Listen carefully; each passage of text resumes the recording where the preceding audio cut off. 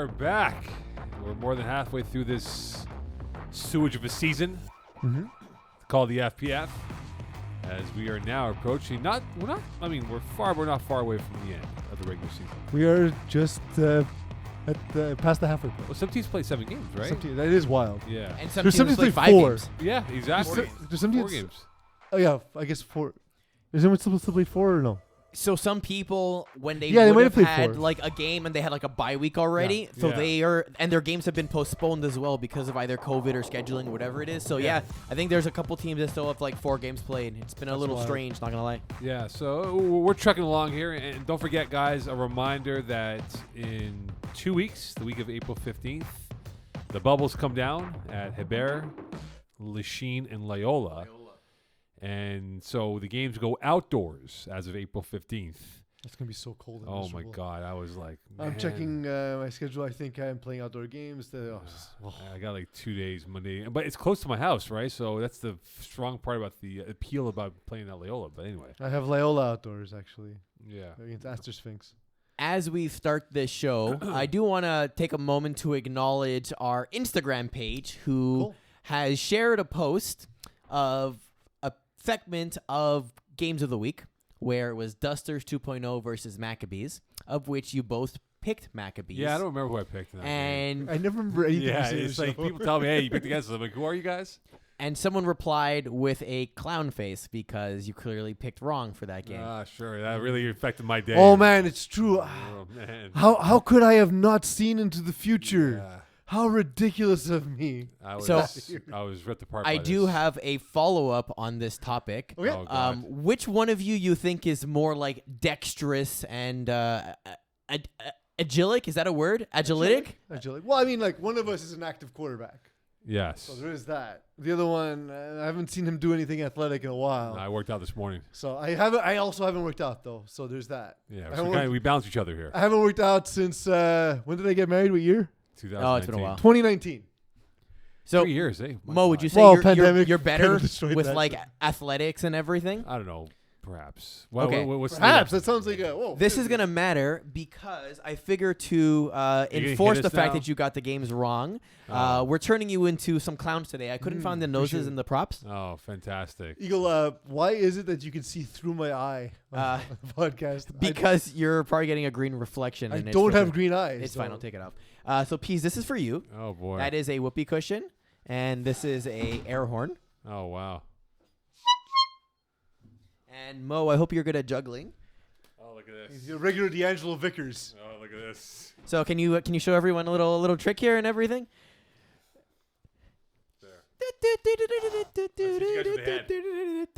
No, you'd miss anyways. 25% accuracy. Yeah. Anyway.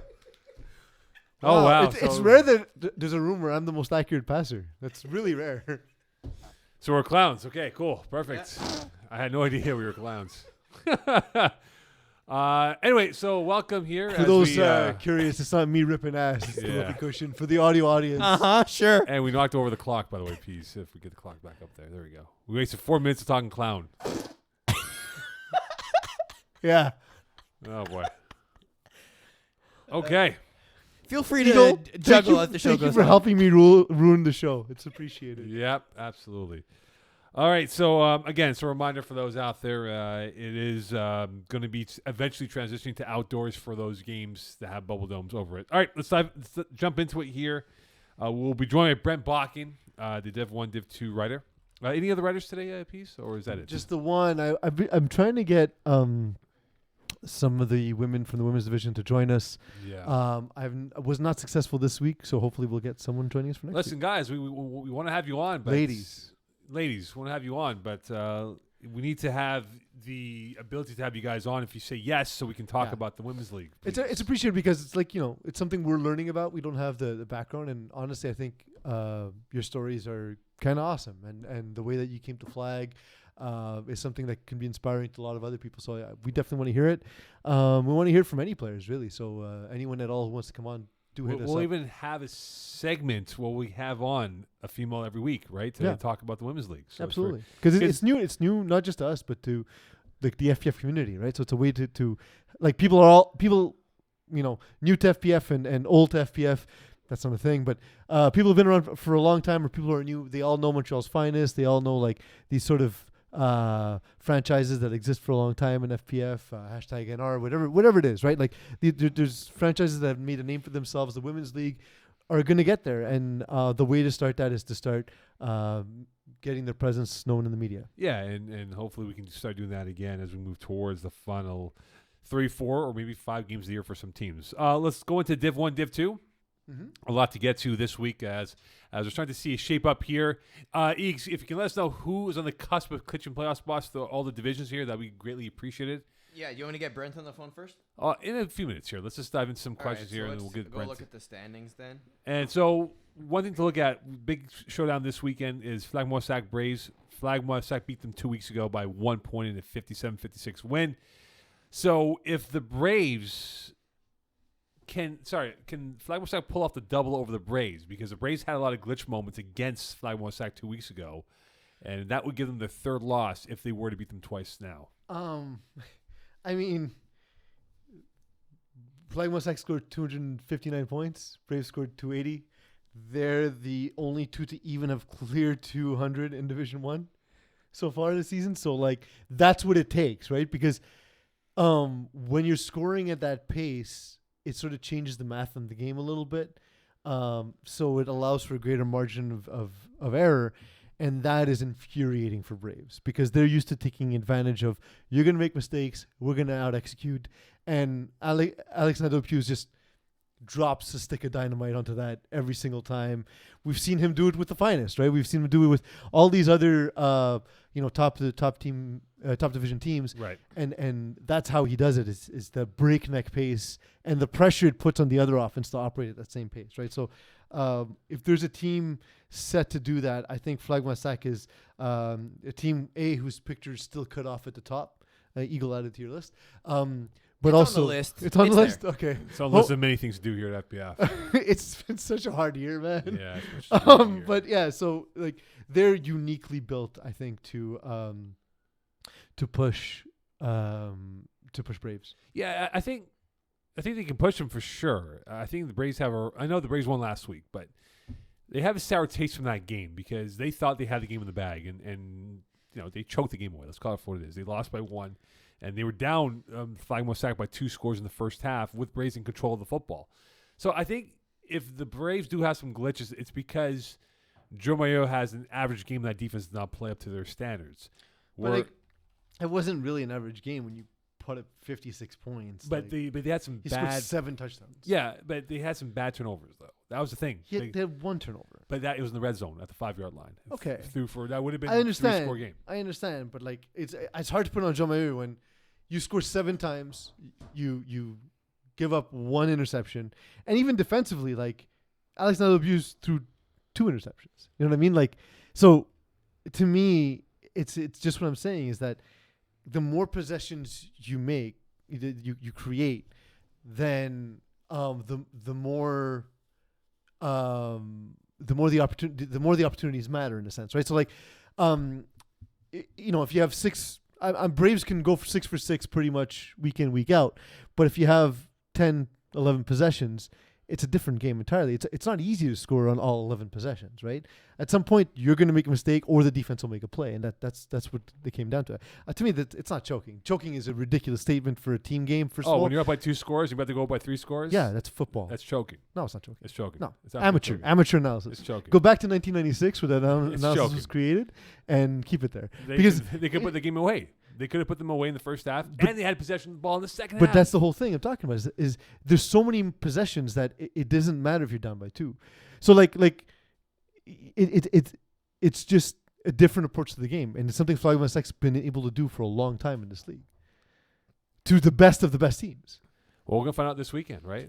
So to answer your question, Mo, in terms of what the current standings are like, no one has done anything in Div 1 yet. It's still all up in the air, although it's very likely FMS is going to clinch because Got Skills needs to win out all their next games, and FMS needs to lose out all their games just to even have a chance, so it's basically done.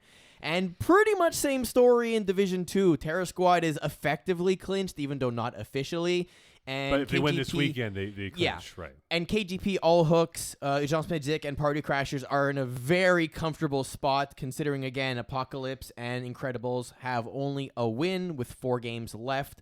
So even if they win out all of their games, they're still getting somewhat close to the top, and it's still not going to be enough. So at this point over here, it's really more a battle for 8th spot between Incredibles, Apocalypse, Team Swoosh, and Outlaws, with the possibility of #NR and B-Ballers shitting the bed and falling out of a spot. And it still feels like KGP's under the radar, despite winning 3 back-to-back championships and being undefeated. Being the only undefeated team in Division 2. Well, that brings us to the next point. We'll bring up the #NR, right? They played KGP, gave them a good run. They've sort of been up and down this year, where they've been a team that smells like roses, but then also chaos the following week. And the game that they had against KGP, they were a bit of both, where they had some rosy moments, but then some what the bleep happened moments here in that football game. So what do we make at 3 and 4? They're in the 6th hole right now. Are we looking at them as being this a team that will get steamrolled in the first round, or they can be a team that can make a run and perhaps upend the higher end of the Div 2 rankings? I see them not necessarily as a dominant team, but as a hard out. You know, like I think #NR has actually got enough talent to win against any team, but for some reason they also have these games where, you know, they just can't put the opponent away. So they had that loss against KGP.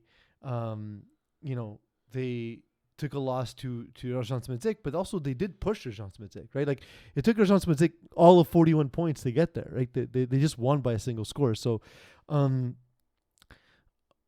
that's, to me, the kind of team they are, is that they can push any team, but at the same time, they're always a mistake or two away from just the game getting away from them. Yeah, I just think that, you know, Adam Sinagra, who has had a great decorated tackle career, is still adjusting to the game at that level, because there were some throws he made against KGP. You were like, I think he'll have to learn the next time around if he were to play this team again. But then again, when you look at this It's roster, the highest division he's played in flag, though. It is the highest division he's played in flag. 100% it is. But then... So, and then tackle, we say all the time, tackle's a different game from flag. So yeah, and I just think now for him moving forward, it's just incorporating the other receivers available, because they also have a rotating cast of characters, guys who are subbing. Yeah. And Brent Bodkin joins us now. Yep. Brent, what's up? good evening to you, sir. As you're here Good with evening, Peasy and Eagle and I on this What's up, gentlemen? On this spring. How's it going, Thursday. Brent? I'm good. How you guys doing? I'm tired. I feel you. I need to sleep soon. It's a Yeah, problem. we'll It's a problem. Also, he has major gas today. Yeah. I want to play a game. You gotta identify the fart sound, and you need to tell us if it's a wet fart, or is it a Brent fart? Like which category does it fall under? So I'll give you the first one. Wet or Brent? Sure. I'm gonna go with the former. All right. So that's a wet one. All right. Now one last one, right? Then you gotta tell me whether this one falls in the category of wet or Brent. A little bit from column A, a little bit from column B. Nice. Slightly more a Brent there one. you go. I recognize the second one. The second one comes uniquely from wings. I can speak from experience. I feel you there, man. That's a wing fart. Nice. Spot on. Brent, when we look at Division 1, we'll go Division 2 first here. When we look at Division 2 right now, your thoughts on how it's unfolded in your eyes with, so far, Terror Squad in the pole position just past the halfway point of the year. I mean, so you look at the teams, right? Obviously, Terra Squad, KGP. There's a lot of big names in this division. I mean, without a shadow of a doubt, I'm not surprised to see Terra Squad in first place. They should be in first place. They should also be a Division 1 team, but that's another conversation for another day. But I'm not surprised that they're in first place. I mean, you look at their offense alone, they lead Div 2 in scoring, right? I mean, you could put him up there. If you don't want to say Tam's the best quarterback in the division, he's at worst case scenario the second best quarterback in the division. You look at the roster, obviously Alex Pilon, got Patrick Jerome's on that team, Serge Pilon Jr., obviously Tommy from Sherbrooke. They have a lot. They have a lot of firepower on offense, and their defense isn't too shabby either. So yeah, it's no surprise they're leading the division. So with KGP in second, and they have a game in hand at 4-0-1. Do you think they can jump Terror Squad for the number 1 seed when it's all said and done? I mean, looking right now, I mean, they take on Terror Squad this Sunday, right? I mean, that's going to be the biggest game of the season. Yeah, in 2 weeks they'll play Terror Squad. Yeah. Oh, sorry. Sorry, this weekend. No, it's this Sunday. April 3rd. Yeah. Come on now. Obviously, that's going to tell everybody whether they can jump them or not, or catch them or not. They have a good chance. I mean, actually, you know what? I'm going to say no. If Terror Squad knocks off KGP, listen, KGP is the toughest opponent they have left. The Terror Squad for the rest of the regular season, because they have all hooks after that, the Apocalypse and Team Swoosh. No disrespect to any of those teams, but it's, I don't want to say cakewalk, but it's pretty close to a cakewalk after this Sunday's game against KGP for the Terror Squad, as long as they handle their business. Mm-hmm. I'm going to give you 3 quarterbacks in Division 2 who are struggling, and I want to know what each one specifically needs to work on to see improvement either in the latter half of the season or in the next season. And it's Greg Sturden of the Incredibles, Jeff Rosenblatt of the Apocalypse, and Stephen Harpersad of the Outlaws. I'm going to start with Stephen. I played with Stephen. I won a championship with Stephen. He's a great guy. He's a good quarterback. I think with him, like, I've always thought that, again, having played with him, he's a really high Division 3 / I guess you could say Division C, or maybe even Division B quarterback. I don't think that he's a top tier QB for Division 2. Obviously, listen, he's put up records and he's won multiple championships, so who am I to say anything? But I think his problem, he has a pretty good supporting cast around him, right? You look at some of the receivers on the team. I'm a little surprised that they're 0-5. I didn't really expect them to make the playoffs. I mean, we have a lot of guys making the jump to the higher division. Obviously, our main man, Will Power, being one of them. You got Zach when he plays for them. He's obviously a good receiver as well.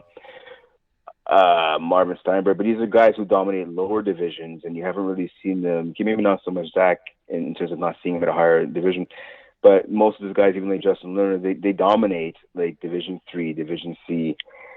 I don't know. I'm gonna say maybe decision making.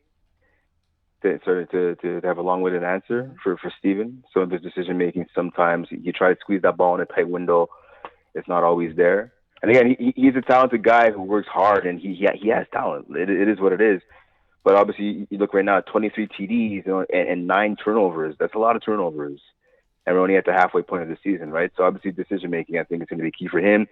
Jeff Rosenblatt, another guy. I mean, I played against him a million times. A good quarterback, a good dude. Turnovers with him. You know what?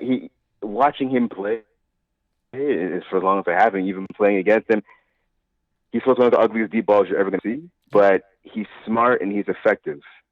Yeah, and the thing is, he doesn't normally turn the ball over as much as he has this season. Well, that's it, right? And that's it. So a lot of those ugly throws and those risky throws that he would try, like in middle divisions, if you will, the last couple of years, he's not getting away with it, right? Right now, at least.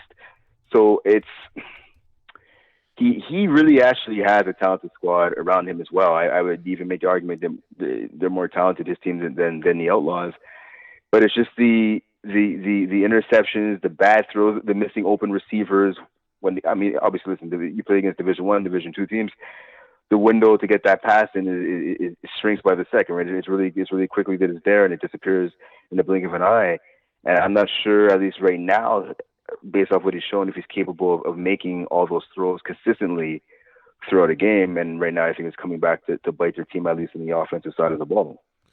Switching over to Div 1, do you think Gryffindor have the horses to flip the table pretty much, to turn the tables and become maybe a top 2 seed with what they have to go through so far?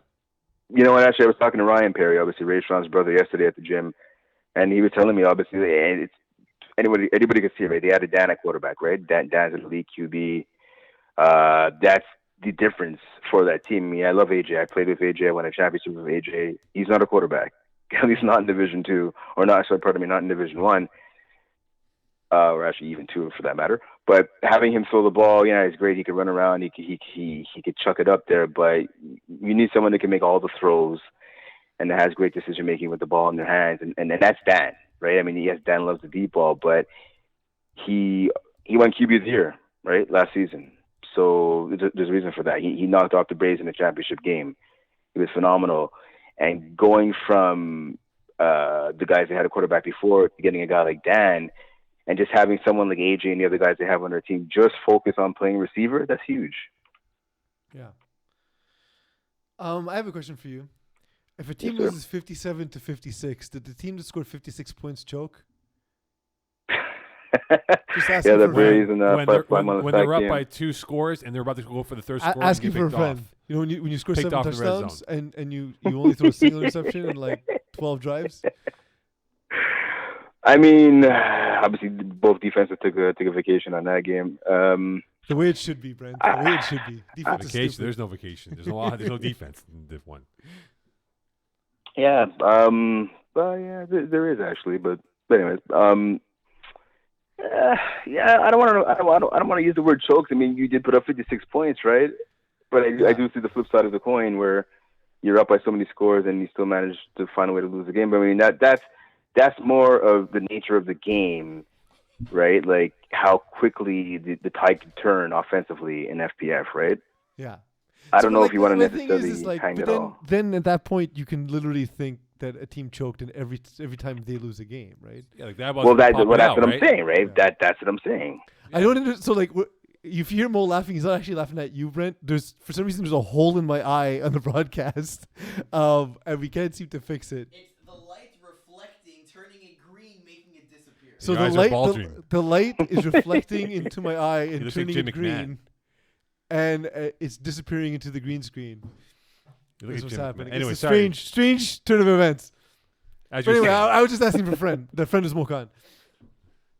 I mean, listen, Alex threw 9 TDs in that game, right? I mean, 9 TDs is a lot. I mean, you got to stop somebody somehow. But obviously, as we've seen throughout the years in FPF, it's easier said than done, right? Yeah, especially with those 2 quarterbacks. So more like I know you're gonna make your pick, but and not here, but on your article, but more likely to happen: Flag Mossack to get the number 1 seed, or Braves to have 3 losses going to the playoffs. Ooh, that's a good question.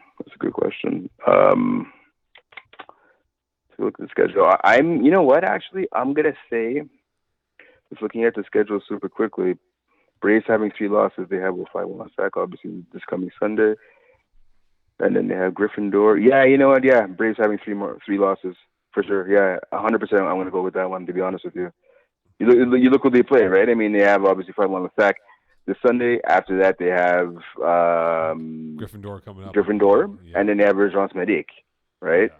And I believe they also, Goskills, I mean, it could be, Goskills, as it's in my article, they have talent. They just have to get their act together. They can go head-to-head with anybody, but it's just, they find a way to kind of get in their own way, basically.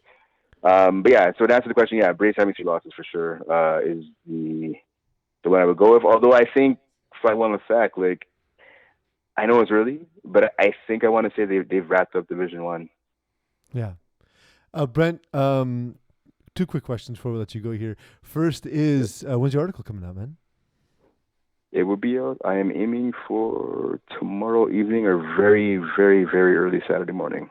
Awesome. Probably tomorrow evening. Though. And the pressing question, of course, with the big game between Braves and Flag Mossack coming up this week, as Mo previewed. I won't ask you for a pick yet, but this last question, the most important one of the night. Is it Brent or is it Wet? I mean, if it was silent, 100%, it'd be me for sure. Because I have the silent but deadly ones. So that one's Wet. We're going to go Wet on that one. Brent, thank you so much for being a good sport, bud. Yeah. Love you, man. No problem, guys. Have a good one. Later. Brent Bodkin here with us as we wrap it up with him. Yeah, whoever doesn't like our juvenile humor should complain directly to the head of FPF Media. That is you. Yeah. I can't wait to read your complaints and immediately destroy the emails. Fair enough. Then let's dive into co-ed. Let's go into co-ed. And the big story is the Bishop Sycamores and their quarterback or lack of now moving forward. Well, I'd say the biggest story is they've won 2 straight. Yes. Before that, before we even get to sort of the off the field drama, a team that we said from the beginning, like, hey, this team's kind of stacked with talent on both their male and female players. They're not athletes. Yeah, absolutely, and it's just a matter of time before they learn the game, right? And sometimes it takes a full season. Sometimes people they just sort of give up before they get there because FPF's a difficult league, and Co-Ed 1 is a high level of play. But the team has stuck together under the tutelage of quarterback Tommy Rodi Trojados, and they've improved. And the last 2 games, beating Average and Savage, which is an experienced group of FPF players, and then Power Rangers this past week. So the question now for Power Rangers is that you brought up a good point. Is their biggest loss on this team has now resulted in 2 losses. Yeah, in a well, row. we mentioned Marie Belin going down last week, right? Yeah. And not that she went down last week, but we brought it up in the last podcast. And we talked about how it was going to impact them because, because you have played 2 women on your roster, it's super important that they're contributing members. Two women on the field at all times. It's super important that they're contributing members to your team, and there are a few better than Marie Belin, right? And so the fact that she went down changes sort of the landscape for the team. And Power Rangers, they've struggled in the last 2 games. And I will say they did win early in the season before she played because she only joined the team in week 3. But there's something I think about the emotional toll of losing her as well that seems to be playing a role. Well, not only that, though, I think losing the production value hurts, right? Because whoever steps up in that position is not going to be of equal talent because of what Marie-Lou Ballon brings to the field on both sides of the football. And I think for Tam Vilidath, like, he's got time to readjust whatever they have to do and reconsider and reconfigure the whole roster with about 4 games or whatever games left in the season here. But now for Bishop Sycamore, who will be their quarterback? With TRT going to Mexico to play tackle football. So that's the rumor we've heard. Not double verified yet. So well, he came out publicly and said, "Hey, he came out on the social media. It's been posted and everything. Yeah. Okay. Yeah, so he double verified. So TRT is. I was supposed to message him before the show, and I ran late, so I was busy going out to find a whoopee cushion. Yes. So it was a really difficult time. So, the thing is, it hurts in a sense because he's gotten a lot better. So his last 2 weeks, 11 touchdowns, 3 interceptions. The interceptions are still a touch high, but he's completing well over 60% of his passes. He's moving the ball downfield. We know he's a great athlete, obviously. So it's a loss for them for sure. I don't know who they would bring on. Well, the thing is, and not to get into a deep dive of this question, but would that player be eligible for playoffs if they bring an outside name for quarterback? I don't think it counts as an error, unfortunately. Right. So they're going to have to look within then, right, to maintain some sort of continuity and hopefully. Or just, win the games that you need to get to playoffs, and maybe Tommy's available, come playoff time, right? So that's doubtful, but you never know.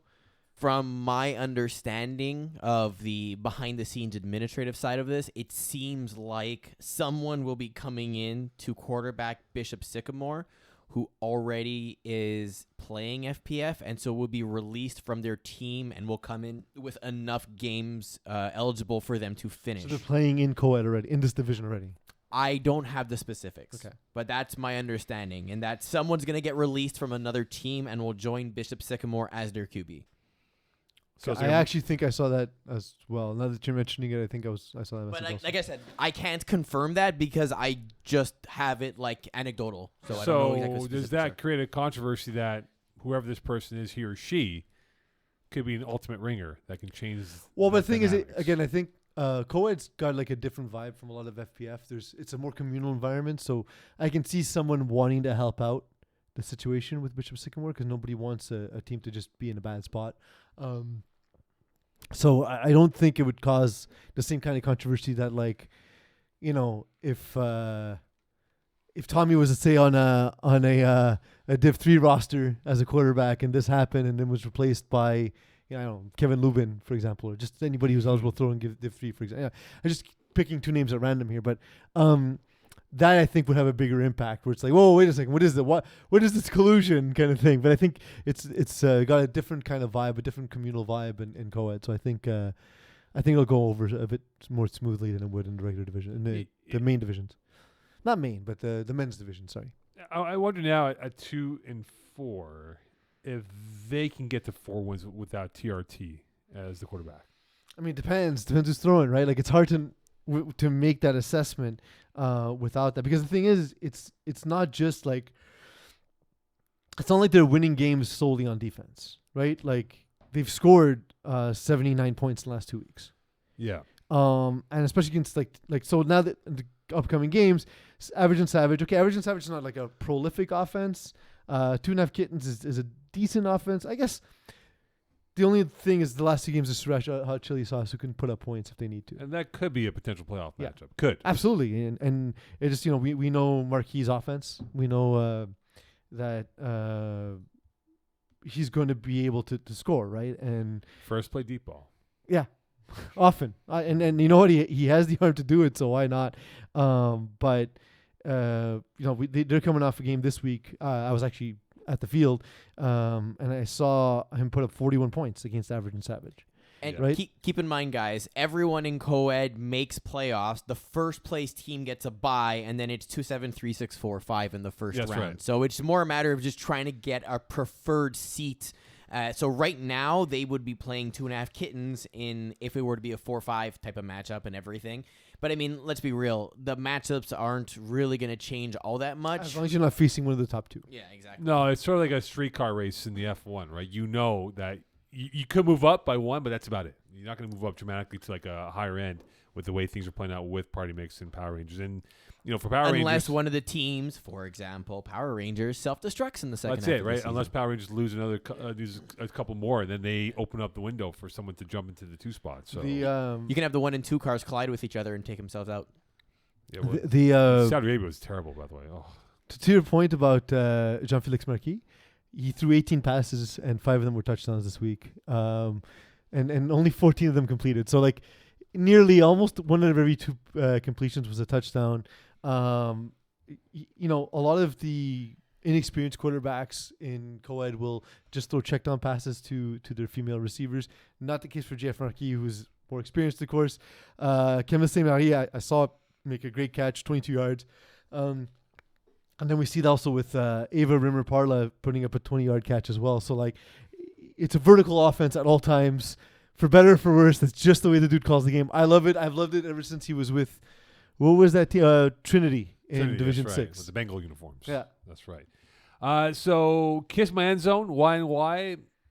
The rivalry. They are going to have a collision course this week in Lachine Sunday, 7 p.m. And you mentioned rivalry. So is this a cornerstone rivalry that'll have another catalog of highlights that we'll talk about next week? So that's kind of the thing with sports, right? The thing that makes sports compelling is storylines, is the humanity in sports, because otherwise you're just staring at a stat page. And this is a case here where we know there is an active rivalry between Captain Alexis Dubois and Captain Gino DeFazio, right?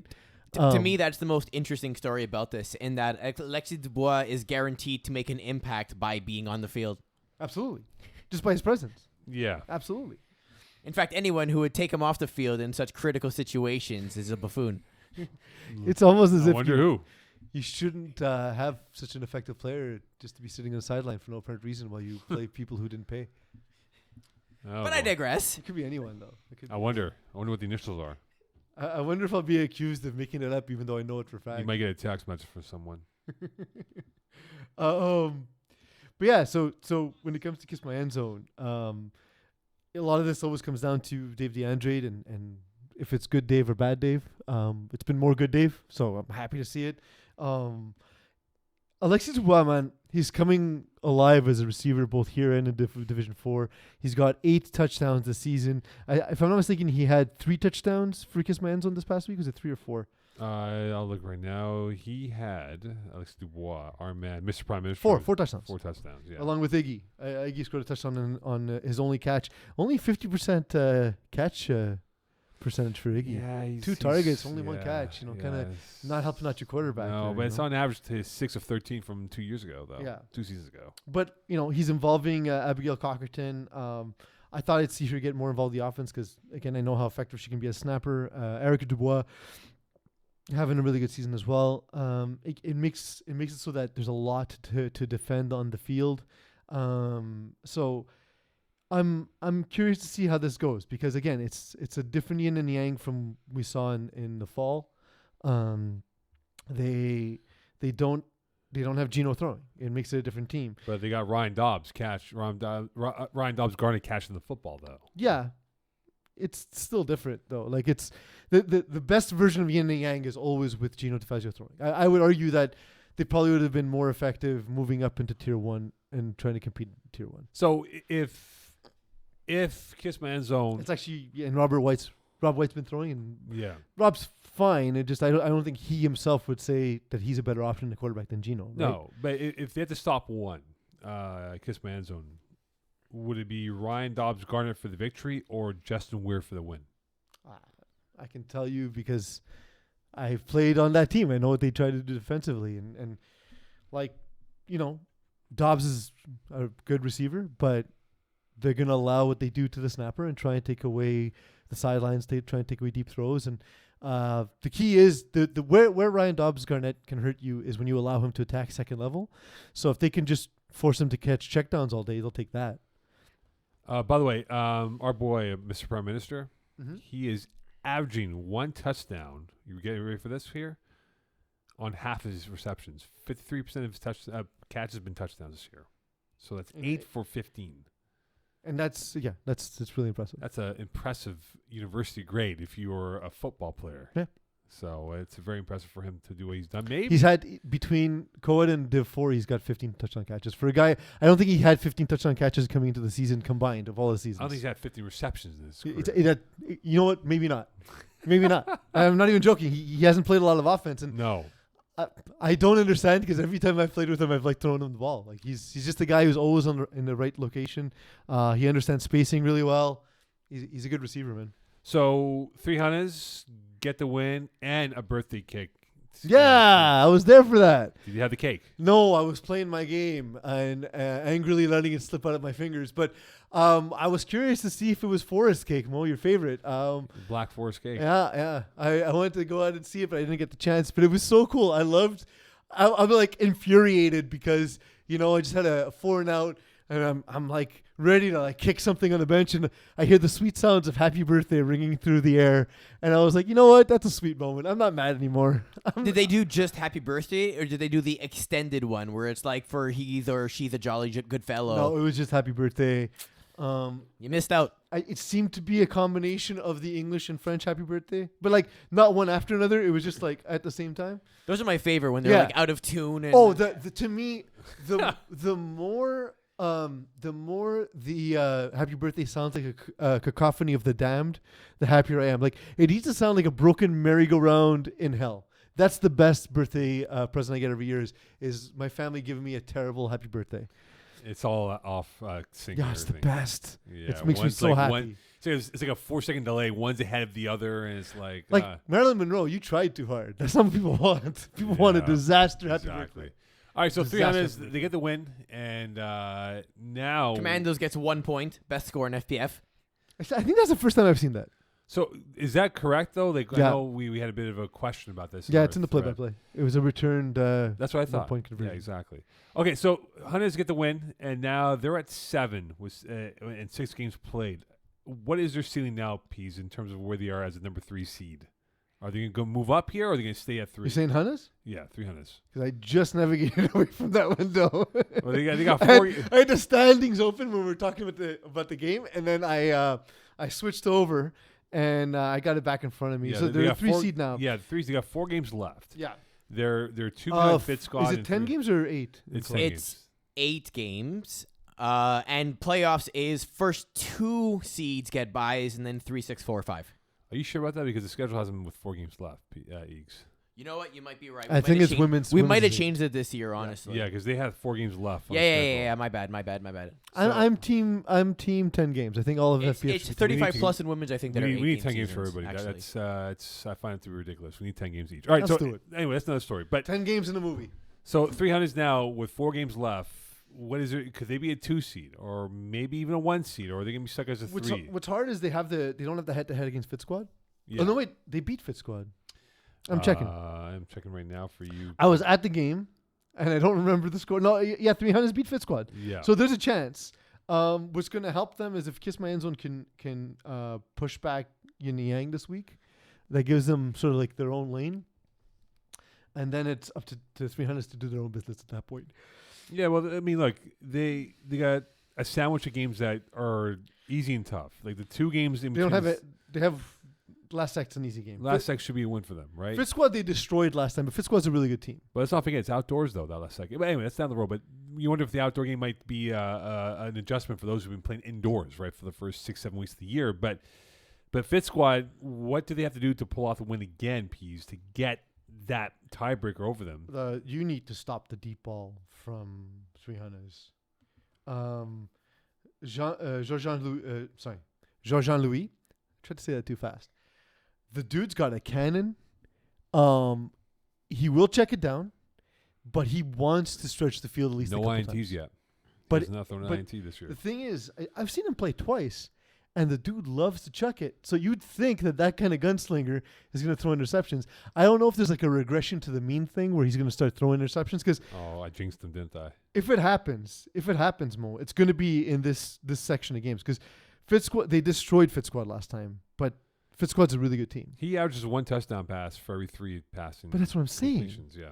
He's like Pass attempts. it's a check down to Rekka or or he's throwing down the field. And I actually got a chance to watch. There's somebody else on the field whose name is not coming to me. Oh, Ronel Villarama is really good too. Right. Ronel Villarama is really good too. So like he'll throw sort of intermediate to Ronel. He'll check it down now and again to Rekka, who is phenomenal. And then he wants to throw those deep passes Right. to the sideline, to the back of the end zone, and have his guys win jump balls. A lot of that is Manuel Cristi-Lauzon. Former Div 1 player. Yeah. And he looks every part of that, basically. Yeah. And Max Edouard Dadai is another one of his deep threats as well. And the thing is, if you look at them, like they're two receivers who haven't even put up a lot of numbers, right? Like it's 5 catches and 7 catches respectively, but those 12 catches have resulted in 5 touchdowns. Yeah. So it's working. It's a little bit high risk, but the rewards have been there. I'm wondering if it is at all sustainable.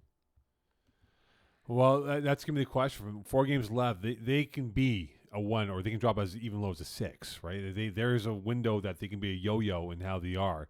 If they are to win, I think realistically they can win 2 out of 4, and that will firm them as a 3 seed moving towards. It's going to be tough. It's going to be tough. Yeah. So I think Kiss My End Zone can be susceptible. Again, if they sort of catch someone on an off day, Yeah. and they can give up the long ball now and again.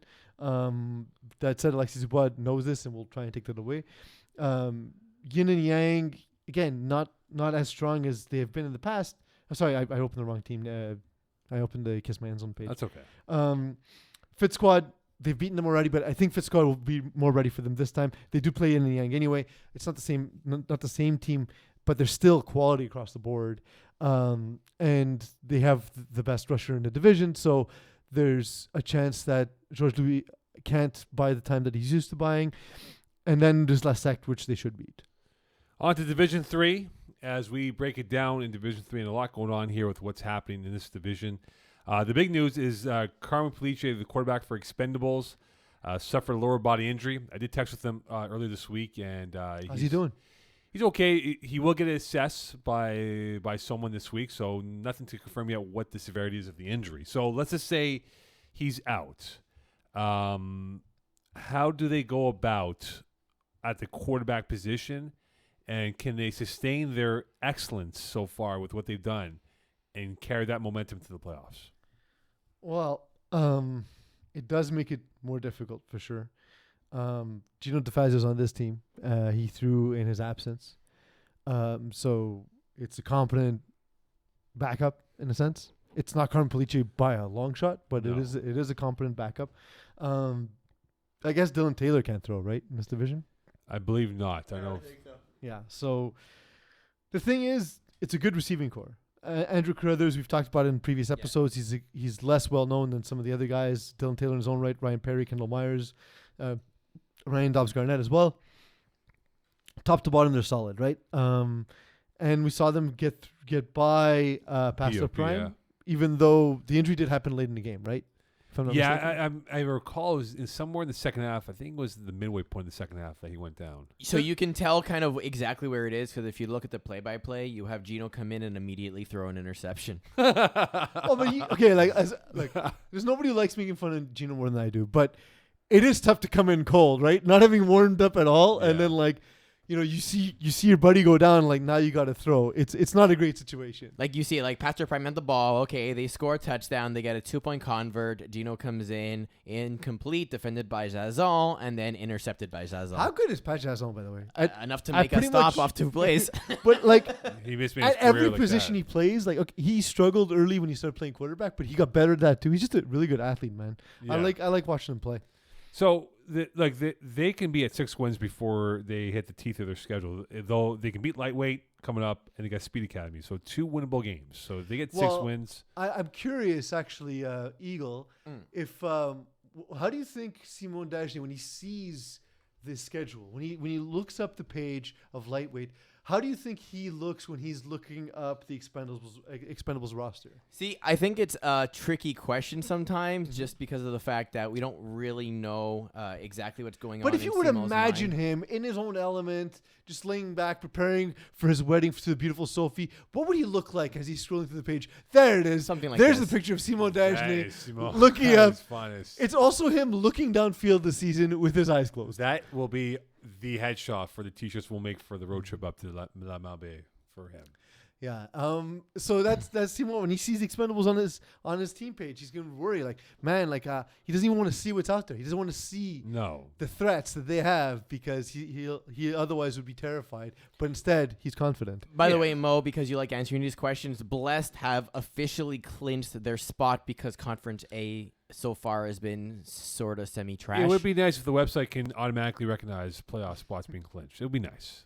It'd All be right. nice First, if our let's website- start by having the website work, and then let's start adding some features to it. It'd be It'd nice be if the nice. website tracked rushing stats for players who haven't scored a touchdown. No, we fixed that.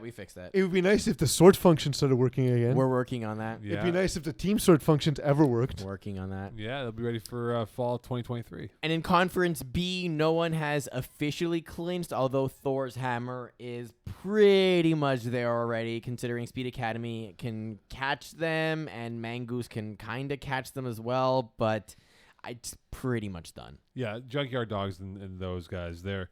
So speaking of Thor's Hammer, right? They have not clinched. Thor's Hammer have not clinched their division though. They No. can still get caught by Ticklers potentially or Expendables depending on what happens. And I think theoretically Killer Bees, but it's very much less likely. highly likely. Highly unlikely, I beg your pardon. So Thor's Hammer, could they hold off JYD for the number 1 seed for the playoffs? And JYD did beat Thor's earlier this year. That's the problem.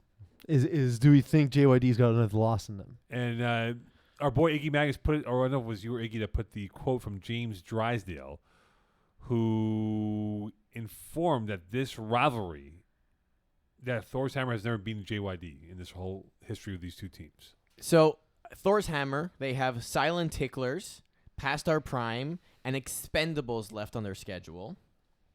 If you take a look at JYD, they have a game in hand. So they're playing basically the same teams. They have Past Our Prime, Mangoose, Expendables, and then Lima Lud to wrap up the season. Don't really see a loss. Mangoose is the team to watch out for. They're tricky. They're They're tricky. it's awesome to watch Mangoose because, you look at their record and this team has no business competing, and then they can score at will sometimes. Yeah. And Nick Schaefer's got a great arm and he calls good plays and his execution's just getting better. But he's been every time he gets sort of he makes a step in his growth, the quarterback cap catches up with him, and then he's got to bounce to higher division. And so like he's kind of like building the ship in the air as he's building it. You know, he's riding the ship in the air as he's building it. Literally cramming for an exam, moving on to the Yeah, next level, yeah. not doing the exam. Like signing up for the next class, you don't even know if you passed the exam yet. Exactly. You know, the idea that Nick Schaefer, because they had played Touch a Catch It, or See whatever their name is, See a Catch with Fred Millet's name. Yeah, Touch a Catch with Fred Millet and AJ Gomes. And that was a feisty game because, you know, the Touch a Catch loves to talk a lot of bleep to teams. And they didn't back down, Mongoose. They did not back down at all, and they went punch for punch. They, in fact, got under the skins of Touch a Catch It, and they ended up winning the football game. It's they play a little on the edge. Mongoose does. So I In a polite way. I can imagine, but no, they play physically. So I can Yeah. imagine Touch a Catch It crying, complaining for calls, not getting them, getting worked up, trying to push, try and bait Mongoose into. There was some missile pointing by both teams. Don't doubt it. I'm sure that was a chippy affair. Yes, So it was. Mo, I have a follow-up question for you on Yes. this because we were talking about Thor's hammer and Junkyard Dogs and catching them, etc. There's a possibility EZW actually is going to be in the race as well because EZW is currently one game behind for a win because they're 4-2 in their Northern Division. Oh And yes, EZW Northern Division. have Speed Academy, Les Malouds, Lightweight, and Bearskins, which is a pretty easy comparison, right? So they can get 4 wins out of this, and Junkyard Dogs just needs to drop 1. At that point over there, the game from week 6 would matter. But if Junkyard Dogs drops 2, then it's a very different story potentially. Yeah, I don't know where Junkyard Dogs will drop a game. I mean, again, their schedule that they have left. I don't see a loss on this game. I don't. POP, no. Mongoose, again, could be the tricky one. Expendables should be a win, and Le Malud should be a win. So they could be a 2-loss team. Like Mongoose and Le Malud are both tricky, right? Like they're both teams who they outperform what you think they'll do on a week-to-week basis, but they should win those games either way, right? Like if things go as expected, they will win those games. Yeah, absolutely. And so I think that should be okay. But for Thor's hammer though, they might be the team that I'm not saying they're in trouble. But they could be in trouble because if they drop down here, you wonder.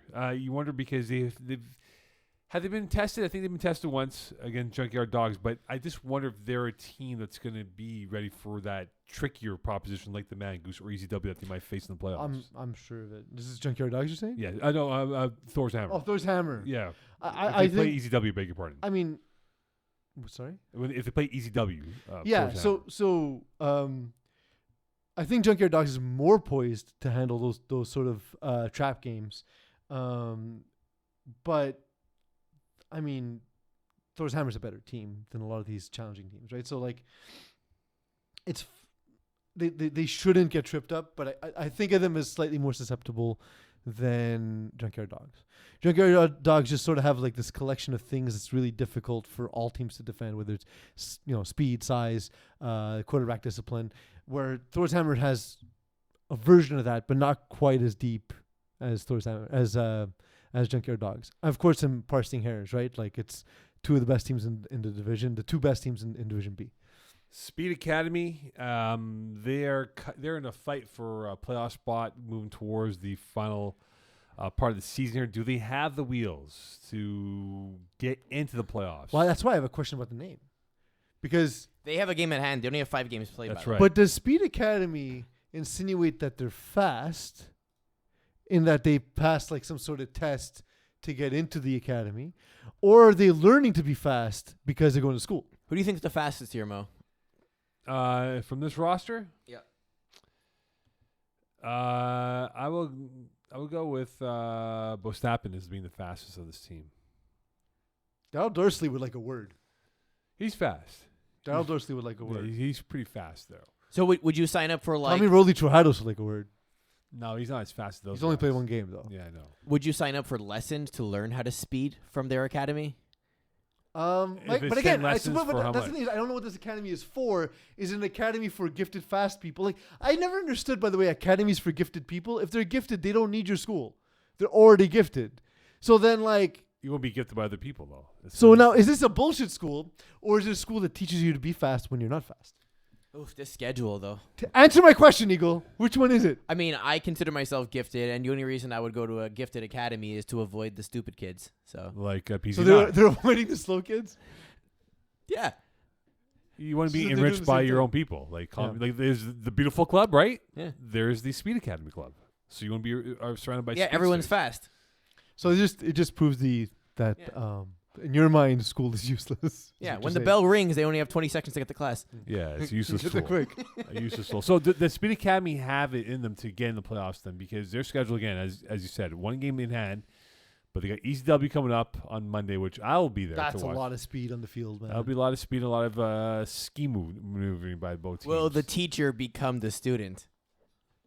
Is this like an adult film thing? I don't know. It's because they're both fast, Oh, okay. and I would imagine one team's older than the other. So That's a someone's tough teaching schedule, someone. man. They're about the same. ECW and Yeah, but if you're running an academy, the Anyway. teams are about the same age. Anyway, it's Jerk. a tough schedule that they have, though. I think their only winnable game with is enough money to PLP. start an academy up at 20 years old.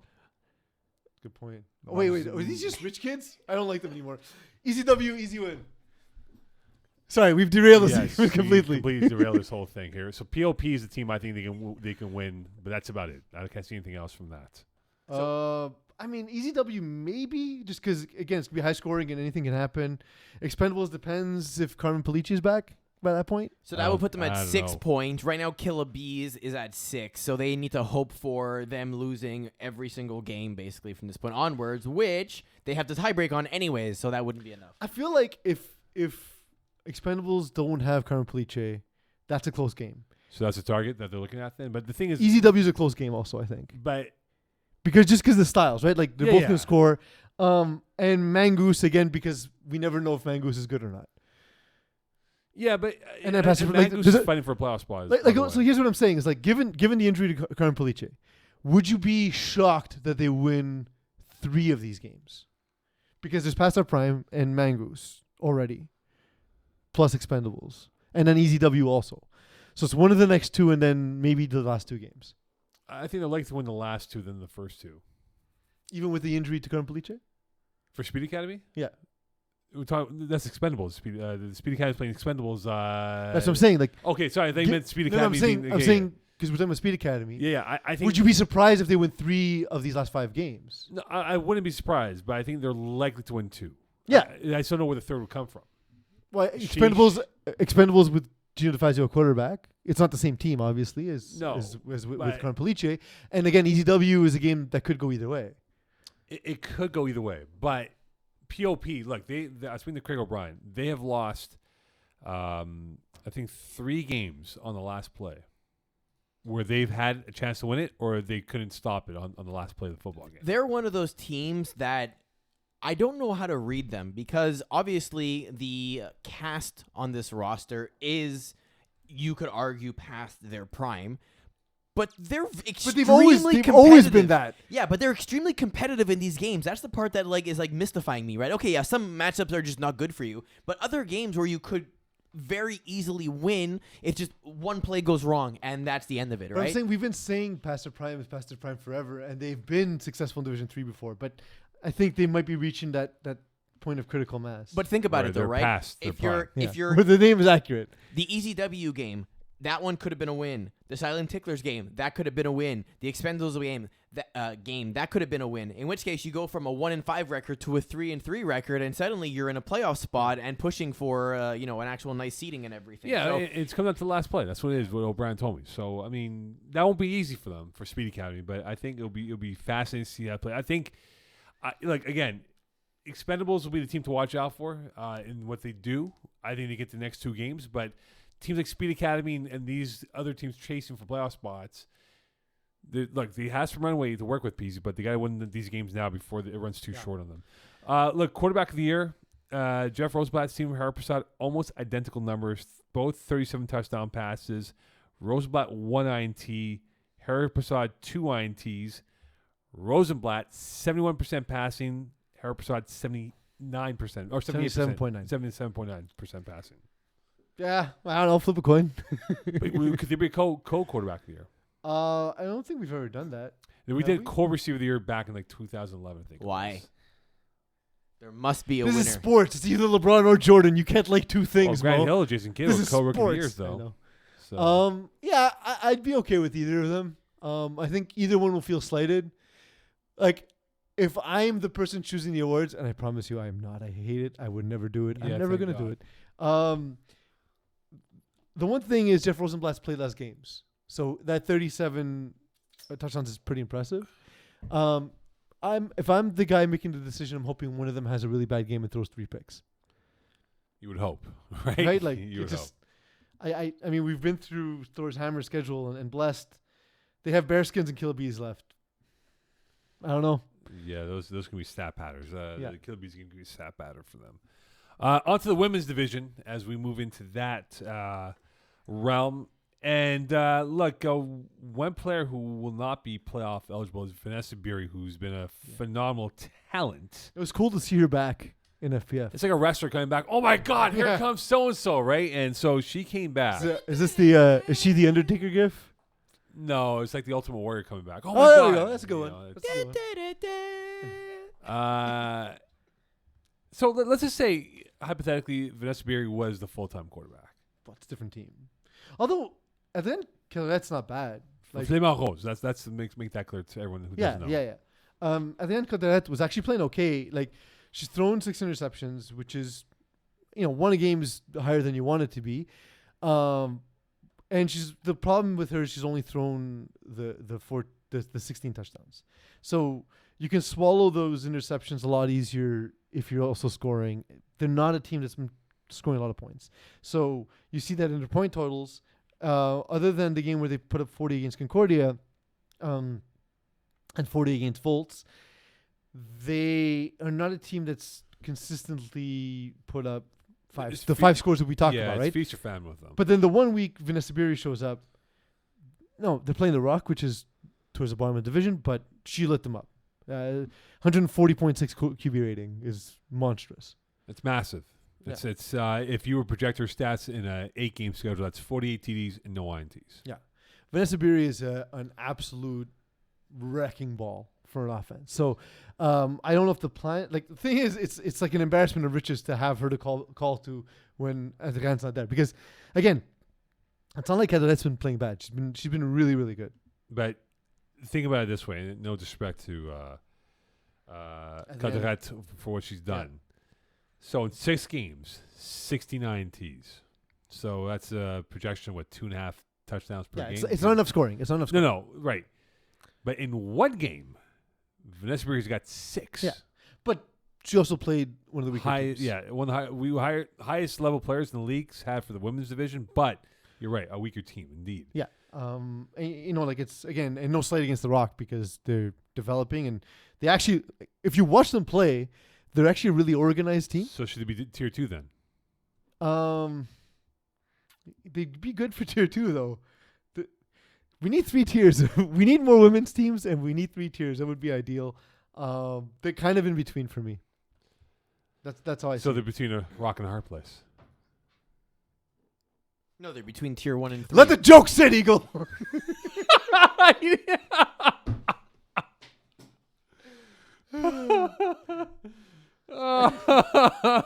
Whenever there's a second of silence, Eagle panics so quickly. No, hold on, guys. Let me fill it up Not here. play-by-play, bro. We can chill a second. Could have used the horn to fill in the gap. Whoa, guys, hold on here.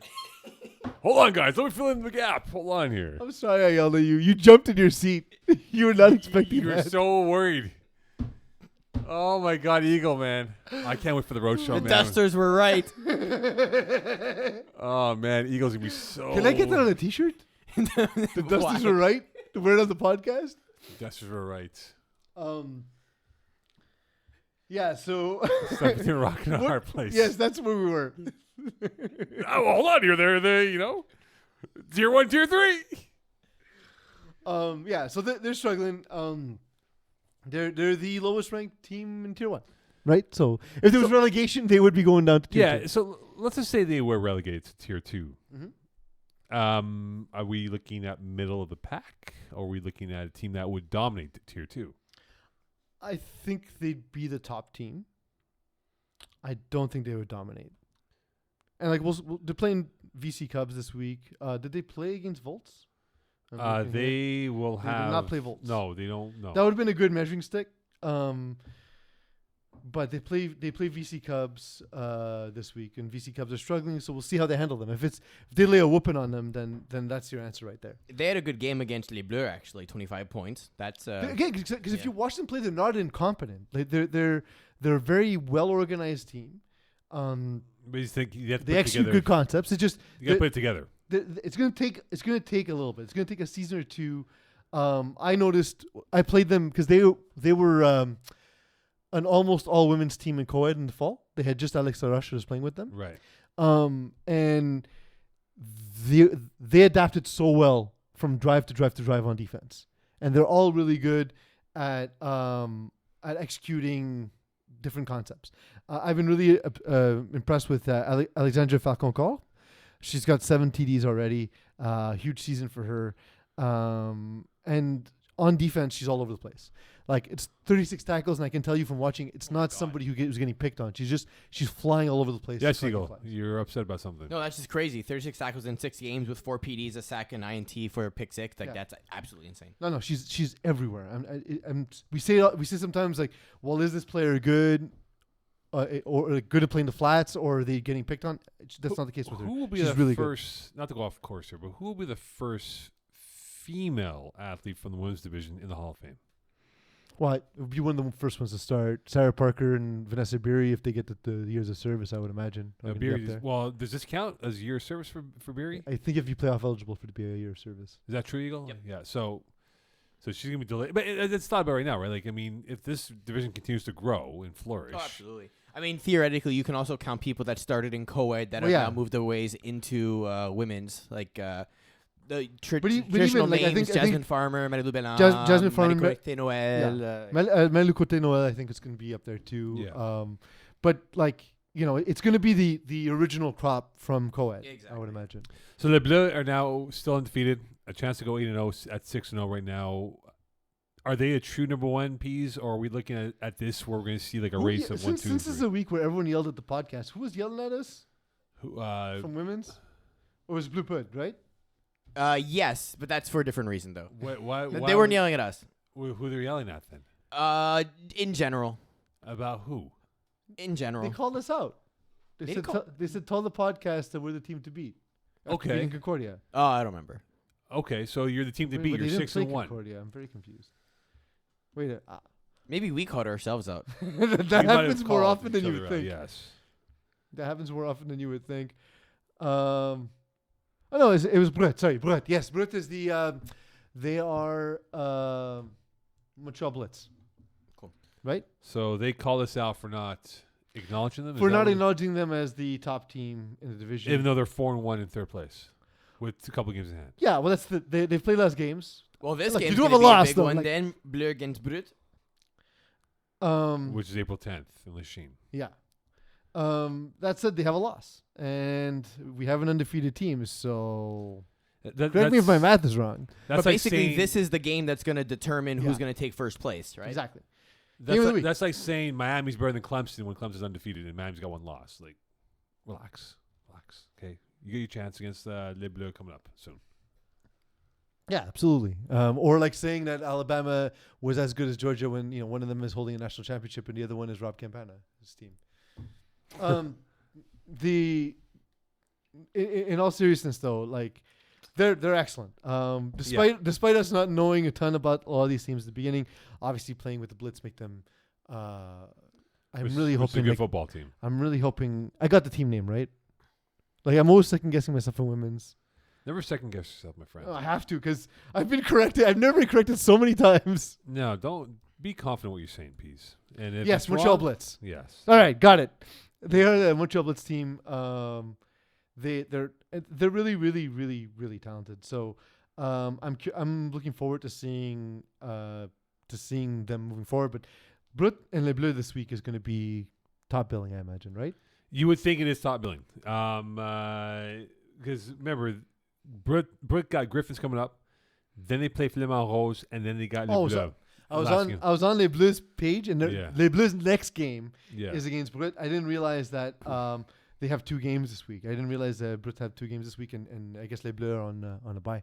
Yeah. So they're if we're gonna gauge where they are for Les Brut for where they are, Les Bleus the game of the year for them, the last game of the season. So they're gonna be determined on that game. Yeah. Because you're right, it could be for the 1 seed, it could be for the 2 seed or the 3 seed. Well, and at this point, like Les Bleus are just waiting for the game. They have no other games to play. No, and So- I mean, and the thing is that might hurt them from a rhythm perspective. Yeah. Because Brett is going to play 3 games. They're going to play April 3rd, April 4th, which is Sunday. Sorry, they have 2 games left, but they're both on April 10th. The schedule this season, guys, because of the pandemic, So has been a bad. disaster. No. So we're trying to keep up here. Sorry Yeah. about that. They have 2 games left, but their next game is April 10th against the Brut. But to your point, Brut have 2 games to play before Yeah. that. So So rest versus rest, right? The age-old argument. yeah, and for Brett right now, they can circle that game, but they can't look past Flamand Rose if Vanessa Beery is going to still be the quarterback for the remainder of the games, because Beery can change the whole path for them and where they can end up being as a 1, 2, or 3 seed. And for Griffins, we'll see what they do against them this week. I mean, look, they do have back-to-back Thursday, Sunday, and Monday, and then they'll wait the following week to play Les Bleus, which again 3 big games for them. Definitely 2 wins I think they can get, but that 3rd win will be Les Bleus. Can they get that win over Les Bleus and perhaps add more questions to the jeopardy that might come back from the women's playoffs coming up? Yeah, absolutely. It'll be fun to watch. I'm really curious to see how it's all going to shake out. Definitely will be. Last but not least, Jasmine Bartholomew of Red Nation. What do we look at her from an offensive perspective for how she is used and the artillery that she possesses? Can you bring it up, Eagle? I'm struggling here with my internet connection. It would seem. Yes, you are. I'm just trying to get all the information in front of me. So in 6 games played, 26 receptions on 55 targets, 346 yards, only 2 touchdowns. So the thing is, when we look at the counting stats in FPF, we have a tendency to overvalue touchdowns. Alex David, who's playing this league a long time, once told me, he says, "Why is it that if I catch a ball on one part of the field, it's more valuable than the other part of the field?" Well, you get awarded points for it for sure. Yeah. But like you may have caught 4 passes that allowed for that touchdown to happen, right? And so we don't really have a metric that shows how teams move the ball. We're only starting to track that with first downs. And so on. we got a high-tech IT team here at FPF, you know? Carlo. But yeah, so I'm not crazy about the targets to receptions, right? Like you'd like to see her convert more of her targets, but it's also clear to me that she's a big player.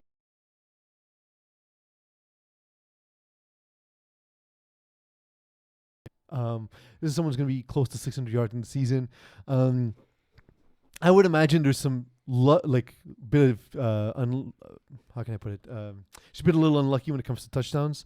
Right. If you study fantasy football analytics, one of the common sayings is touchdowns are somewhat lucky. So at some point there will be I imagine a regression to the mean where she might. I would not be surprised to see her with 6 touchdowns by the end of the season, right? Right. With that many targets going her way, if she converts a couple, I don't know if there was anywhere she's behind the defense and the ball just didn't get to her, or if there were legitimate drops. Either way, if she makes more of some of those opportunities because of the big play nature, and for the receivers who have double-digit receptions or double-digit targets, she's the one with the most yards per catch, right? So it's clear that's her role on the team. So if she can be a little more efficient, whether it's her or her connection with her quarterback, that's going to go a long way towards seeing her really put up some stats. So if Volts plays Red Nation in the tail of the tape here, how do we look at that from that angle? I think it'll be tough for Red Nation. Volts are really good. Really well-organized team, really disciplined team. When they played last, it was a 20-6 game. Red Nation don't score a ton. That's kind of their issue. I love these jerseys, by the way. Which ones? The Sorry. where's that one? I had the Red Nation tab open. They're wicked. I think they're super cool. But Allison Sobel, 7 touchdowns, 15 interceptions. It's both things. It's turning the ball over way too many times and also not scoring enough. And then the opposite is also the case for the Volts. The Volts are just a much more efficient offense. And we saw that last time they played where Elodie Fournier, she did turn over the ball a couple times, but generally moved the ball well. And Marie-Lune Fonsanti did score the two other touchdowns. So they have some options. They know that they have some depth to go to in case one of their players is struggling. And Marie-Lune Fonsanti has essentially taken over the job. And she's got 105 quarterback rating in the season, right? So you expect her to be able to be way more efficient than the Red Nation offense. Something interesting as a comparison here, we talked about Jasmine Belthamy on Red Nation. Mathilde Lavigne basically has the exact same stat line with 20 less targets. Yeah. But that's 22 catches. I would for the year. imagine that at some point that has to do a little bit with the disparity in quarterback play, right? Where the ball's just not getting there. I think that's more the issue with the targets. Unlike Iggy Manzanetto, Valdez Manzanetto, 6 of 13. his hands not so great. No, These 50%. ladies, it's not the issue. It's just that the ball's just not getting there. On to Div 4A and B. And I mentioned to you off there the what the bleep moment here in FPF. Okay. So Team Ethnic, they had a game on Wednesday at Hebert, and they were in. What the F? Yes, thank you. Oh, that wasn't it? No, definitely wasn't. So anyway, Ethnic had their game that they had, and now they were up. 5 plays left. They convert for the first down. 4 plays left. Referee informs them, hey, it's 4 plays left. You can kill the game. It was first down? They got the first down. The game's over. 4 plays left, first down. The game's over. The game is over. They don't have a choice. Oh, no. Referee said, hey, you can kill the game now. No, It's over. The game's over. The game is over. They don't have a choice. That's been changed. Oh, they played. The game is over. They played. Okay, so It's been a rough one, year for all of us. and we can talk about this in our staff meeting, but whoever the scorekeeper is in that field should tell the refs, no, this game is I done. said, hey. So it was you! I said the game's a wrap. There was a particular referee who said, hey, you guys want to call it? No, we're going to play. There's not a choice, Mo. You should know this. I You were head scorekeeper for 4 years. said, guys, the game should be wrapped. The game should be over. And if you guys are going to play this game and you guys are going to say yes, even though the game should be done, and you guys tie this game, so be it. That'll be on you guys. So anyway, Ben Lawler. But you don't play the... Okay. I know. I tried, but the referee said, no, we're going to play the game. They want to No, play you the game. don't. They want to play the game. I don't care if they want to or not. It's not how the rules work. Tell that to the referees then. So am I You allowed? did. And Am you I should al- be enforcing that. Am I allowed to hold with impunity if I want to hold? Because that's a rule too. So here's the thing, right? So there's 4 plays left, first down. I said the game should be over, George. The game should be over. I don't know why this game's going on. I like how you name names. I was going to Yeah, ask I'm him to throwing name it names, and he did it. Yeah. Well done. Leo. So anyway. Well done, Mo. So I go to Iggy Magnets and go, Iggy, this game should be over. And if these guys choke this game away, I'm going to rip them for like 3 hours straight with PG and Eagle on the show. So depending on the You're going to rip Benoit the King Lawler? Yes, exactly. So 4 plays left, they move it up 5 yards. 3 plays left, incompletion. Sorry, the third play. Sorry, 4 plays left, move it up 5 yards. Third play left in the game, he throws an INT in the end zone to Guillaume Bellon. I said, here it is. We're going to see upset magic happen right now. First play, Bellon catches it, gets to midfield. Hail Mary into the end zone. Some contact. Incomplete, game over. How the bleep did he not know the game should be wrapped up here? Yeah. The game's over. You get the first down. It's over. And like, Pinheads. the Versfall, take it from me, they're a team where if you allow them to stay in the game, they'll win the game. And right? they Like, did. And they like, almost did. They Almost almost tied did, it right? So at the end of the day. But anyway, I was so angry, man. I was so angry at this team in Le Versfall. who do you think is not tying the game Who up. do you think is so like? What's the opposite of a fish out of water? Like Ted Lasso's a fish out of water, right? Like he doesn't fit the scenario, but like someone who's kind of too good for the scenario, like a shark on land. Who's the shark on land here? Louis Philippe Paquette in 4B or Guillaume Bellon in 4B?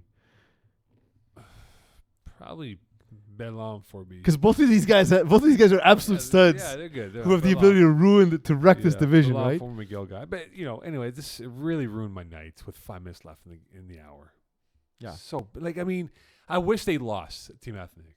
I wish they did. This is to teach them a lesson. When I said the game's a wrap, it's over. That's game. I'm about to press end game. You're a pro broadcaster. You're a pro scorekeeper. You're not supposed to be hoping teams lose and win. I hope so. I do all the time. I have the most bias of I want anyone them to in the lose. Nope, we're gonna play. Okay, this is terrible. Anyway, okay. Look, in 2 weeks from now, Brotherhood, KGB Raw will be playing each other. In your mind right now, Peas. By the way, 4A Game of the Week, Game of the Brotherhood Week, that's versus who was it? They played top season. Top season. There we go. Good highlights, by the way. Yeah.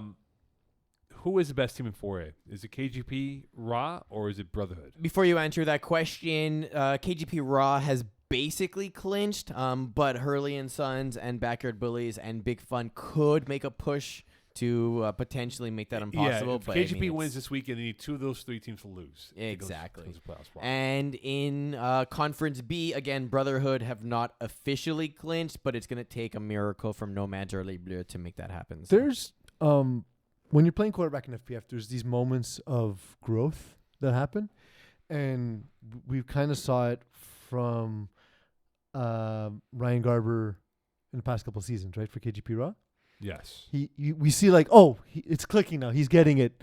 Now he's able to perform at this level, and of course, then that means he's likely going to get bumped up sooner than later because that's your reward for your success is to play harder competition, of course, right?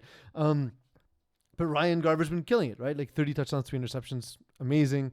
I know how good a talent he is, and it's not surprising, but it is cool to see him turn that corner. That said, I'm impressed with how Kwesi Gordon turned the corner because he's a guy who's always relied on his athleticism, hasn't been a guy who's read the field well.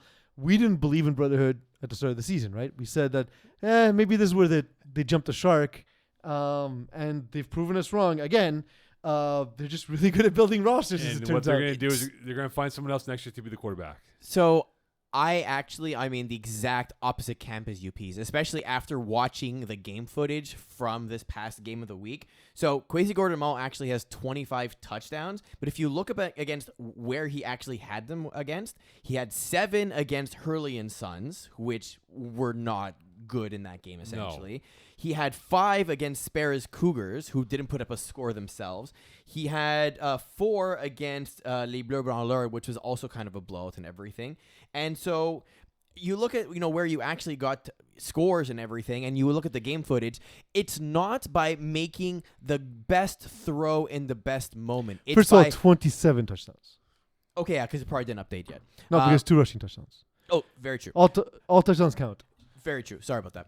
But I'm concerned as his ability as a passer because it's not based around understanding a play and then finding the guy who's open in the coverage. It's about beating the rusher, scrambling, and finding someone open by blown coverage. I will say, and just to finish my thought, if Brotherhood hits a team with a competent rusher that can contain him, I'm extremely worried for Brotherhood for those games. So who is that competent rusher then, Eagle, in your mind? Is it Takeover? Is it Stoics? Fine.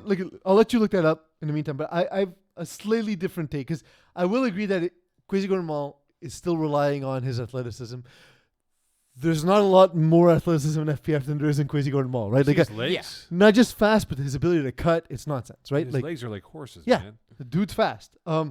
I looked up his 40 time on Huddle, and it was like 4.43. I was like, I mean, that's insanely fast. He's a former track star. Yeah, he was a return guy for Concordia, right? That's right, yeah. And so the thing that he's actually doing is he's not looking to beat the rusher as much, but rather trying to change passing windows and is getting to a point where he can anticipate where his receivers are breaking from coverage. It's not exactly beat the rusher and complete a pass on a broken play. There is some of that, but a lot of the movement is designed within the play as well, which is the difference. It's not exactly next level, but it's a step. It's a step in the right direction for Kwesi. Yeah, because I can see someone like Denzel Edie Lowe on the Stoics. Yeah, well, that's a good example of a guy who can shut that down. Can you get the highlight tape? Zachary Alberts-Gill potentially for big fun. Wrong kind of rusher. No. He's more of a run stuffer rusher. Can you get the play the game of the week up for us highlights? This to show what PZ's trying to illustrate with Because there are a couple examples Because in that game. he will definitely take advantage of broken plays, but he's also running to change a throwing window, and he knows where his receiver is going to break Right. off in a route. So in the meantime, as Eagle gets that whipped up here, the second best team in Conference B is who in your mind? Second best. Second best team, because there's a boatload of teams at 3-3, and there's a bunch of teams at 2-2. If we can kill the sound. Yeah, Yes, that'd I'm be, aware. yeah, we want copyright infringements over here. Um, I mean, it's hard to believe, but I got to go Takeover at 3-3. I think Takeover's going to. Yeah, Like they're the second best team. I don't. They're not playing that way, but no. I mean, Stoics, I think, are playing better in that they're exceeding expectations more than Takeover. Right. So here, if we just rewind that drive for Kwesi Gordon Mall, we go back like 30 seconds. Look at Kwesi, that he's now staying in the pocket for a little bit longer. Look, see right there before he bails, and then that play he got sacked on. But if you look in the plays prior, he's not bailing right away. He's looking downfield. He's not just staring at the rusher. Exactly, right? That play he did roll out, but But if you see again, he's looking downfield. He's rolling out as he's looking downfield. look at those In the biceps, past, man. he My would God, sit. He works out those triceps too. Huh? He would sit in the pocket before, stare down the rusher, and then Watch. beat them. Here, this one is just a clean throw, right? Like he's thrown into double coverage there, but yeah. it's a jump ball. Like part of it, I'm not saying you're entirely wrong. It's still part of his game, but part of it, he's sort of using the rollouts in a creative way, where it's not just to get him out of trouble. He's not staring down the rusher and then reading the field. He's reading the field and moving towards where he wants to throw the ball. I don't know. See, that right- to me, against any other defense, is a pick six. Yeah, that's an undisciplined play by him. Like, Yeah. you can't do that, right? And Look, see, he's that's going to a good make throw. mistakes. That's a good throw to Saad Majid, right? That's a excellent throw, and that's a pass that he made, not a throw. See, this is an example of him rolling to the spot. This is him throwing out of the pocket. So, like, yes, it's not completely out of his game like we see here. That's a pick six. That's a catch. I Should have mean, been a catch. yeah. That should've Anyway, been a catch. so we have an idea of Kwesi's. That's a great catch. Yeah. Yeah, and there's no pads on the goalposts. Oh boy, come on, Yeah. guys! Like, Come on, guys. Come on, FPF. Chris Rive, though, great work on the camera. At least let's shout out people when they do their job well, too. why is it bench in the end zone? By the way? What? Why is it bench in the end zone? Listen, Mo. Anyway, back to the story here. Okay, so you taking Takeover as being the second best team in that division, right? I mean, from a talent perspective, they have to be. Stoics are playing better. But I don't trust them. I don't trust Stoics. They're just sort of missing a piece, I think. And we've seen in the past, Denzel Adilo's missed games. He's already missed 2 this season. Yeah. Due to work commitments as well. I think they're missing one piece to really make them truly that next level. Speaking of pieces, small giants, they have one game in hand. Can they be an influence on the top 2 seeds? They are in the 2 spot right now, and they had a big win yesterday, which they won in the second to last play over Centaurs to pretty much, get themselves up to 4 wins here. Are you confident enough that they can hold on to the second seed at 4 wins, or maybe even get up to the number 1 spot with a game in hand? I was going to say, so currently they're technically in a 3-way tie for Conference A East with Blackouts and Top Season, but they have the game in hand, so they have the better record. So they control the narrative then. They do control the narrative. Now, their 5 games that are left are going to be Big Fun, Stoics, Nomads, Backyard Bullies, and Blackouts. I mean, they can't. The game against Blackouts, I think, will decide it. Blackouts are really good. Small Giants, we kind of forgot about them because they took a bad loss to Top Season. That was an ugly loss. Yeah, it was terrible. It was terrible. They just weren't on their game. I wouldn't count Blackouts out though, man. Like they're really good. Well, Sinagra, though, I mean, you figure he would be slinging that ball like there's no tomorrow. But so here's the thing. I don't weigh the tackle success as heavily as everyone else does because I have history on my side and stats on my side that say that it takes even the best tackle quarterbacks a second to learn FPF, right? I also don't think Adam Sinagra should be throwing in Division 4, but fine. Like he fits the cap. he's within the rules. It's within the rules. Fine. Yeah. That said, I put in our chat, I'll say it here on the show. I don't think Blackouts win a championship. The reason why? We've not seen a tackle quarterback come in with such limited experience win right away. It always takes a couple of seasons. The gap is narrowing, of course, as flag football becomes more predominant for a lot of quarterbacks who play both. But I think we've seen already Adam Sinagra has not been perfect, right? So they've given up a couple of games. They lost to KGP Raw. KGP Raw is like just a prototypical flag team, right? Everything about them is flag football. Flag football team, yeah. And they do everything well. And so that's the kind of team that can pose a problem for Adam Sinagra, who's still sort of learning the ropes in FPF. He's gonna put up great numbers. Don't get me wrong. They're gonna make a run. I just think they're gonna be susceptible to taking a loss in the playoffs. Yeah, I just think now with where they're positioned and they're in the 3 spot right now as you speak. But look, they can fall. They can go as low as 5. Because how close it is right now in that division, where 2, 3, 4, and 5 all have 4 wins. So it's sort of like that jigsaw puzzle where you can mix and match, and then it will come with something different every week. How insane is it that if Adam Sinagra can't play, you have backups Alexandre Lille and Julien Lachance? Yeah, Lachance both successful FPF quarterbacks. That's quarterback depth at his finest right there. You know? Right, like when I saw the roster, I was like, I don't even know if Sinagra's throwing on his team because, like, yeah, obviously, he has the cred, but maybe he wants to play receiver on a team, right? Right. And it would have been fine either way. I think no matter who was throwing for this team was so deep everywhere they were going to be effective. Right, and that's why I just think that side of the bracket right now. I mean, both brackets are very still competitive. Maybe not like the 1 seed as much, but all the other seeds are still up for grabs. Yeah, yeah, and look, 2, 3, 4, and 5, and maybe KGP Raw is probably in the comfort zone right now. But 2, 3, 4, and 5, we can see a lot of movement right now up and down. It's sort of like that. But I think like also there's no guarantee. Like if KGP Raw gets like, let's say top season happens to slide down, I don't like that matchup for KGP Raw. Like that's Bruins. Well, Bruins are in their same division. They're actually playing this week against KGP Raw, so that's going to be a good measure. And right there, like if Bruins win that, well, then they close the gap and they have a tiebreak in hand. So all they need to do is be better than KGP Raw for the next 3 games. Yeah, of which Bruins have Beckert, Bullies, Sparrows, Cougars, and Nomads. Yeah, so a lot easier schedule when it's all said and done. Los Locos. Led by Thomas Soto at quarterback. Can we talk about anything else?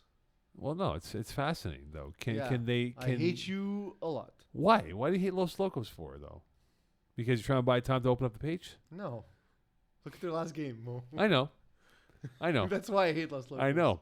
Lots of good dudes, by the way. Yeah. So, in your humble opinion, though, could they fend off the competition and get themselves into that playoff picture? Because Soto's been up and down as a quarterback. If you look at his numbers this year with what he's done, he's careless with the ball, and it takes one to know one, right? He's careless with the ball. Oof, that's a 1-to-1 touchdown to interception ratio. Yeah, almost 1-to-1 with sacks too, and so they won the game by tying it by being down by a point late, and then Soto ran in on a 2-point conversion to win a game on a missed tackle. That was the margin of victory, basically. And what's interesting about them is they're great athletes, and at their best, that's their best strength. But it's also their greatest flaw, right? So Thomas Soto plays like his hair's on fire because these guys are so good at getting downfield. right? And it's great because they can get downfield, but also he throws a lot of interceptions because he wants to be on the attack at all times. Defensively, they're great athletes, so they jump all over the place. So it leads to open receivers, but also it leads to creating turnovers.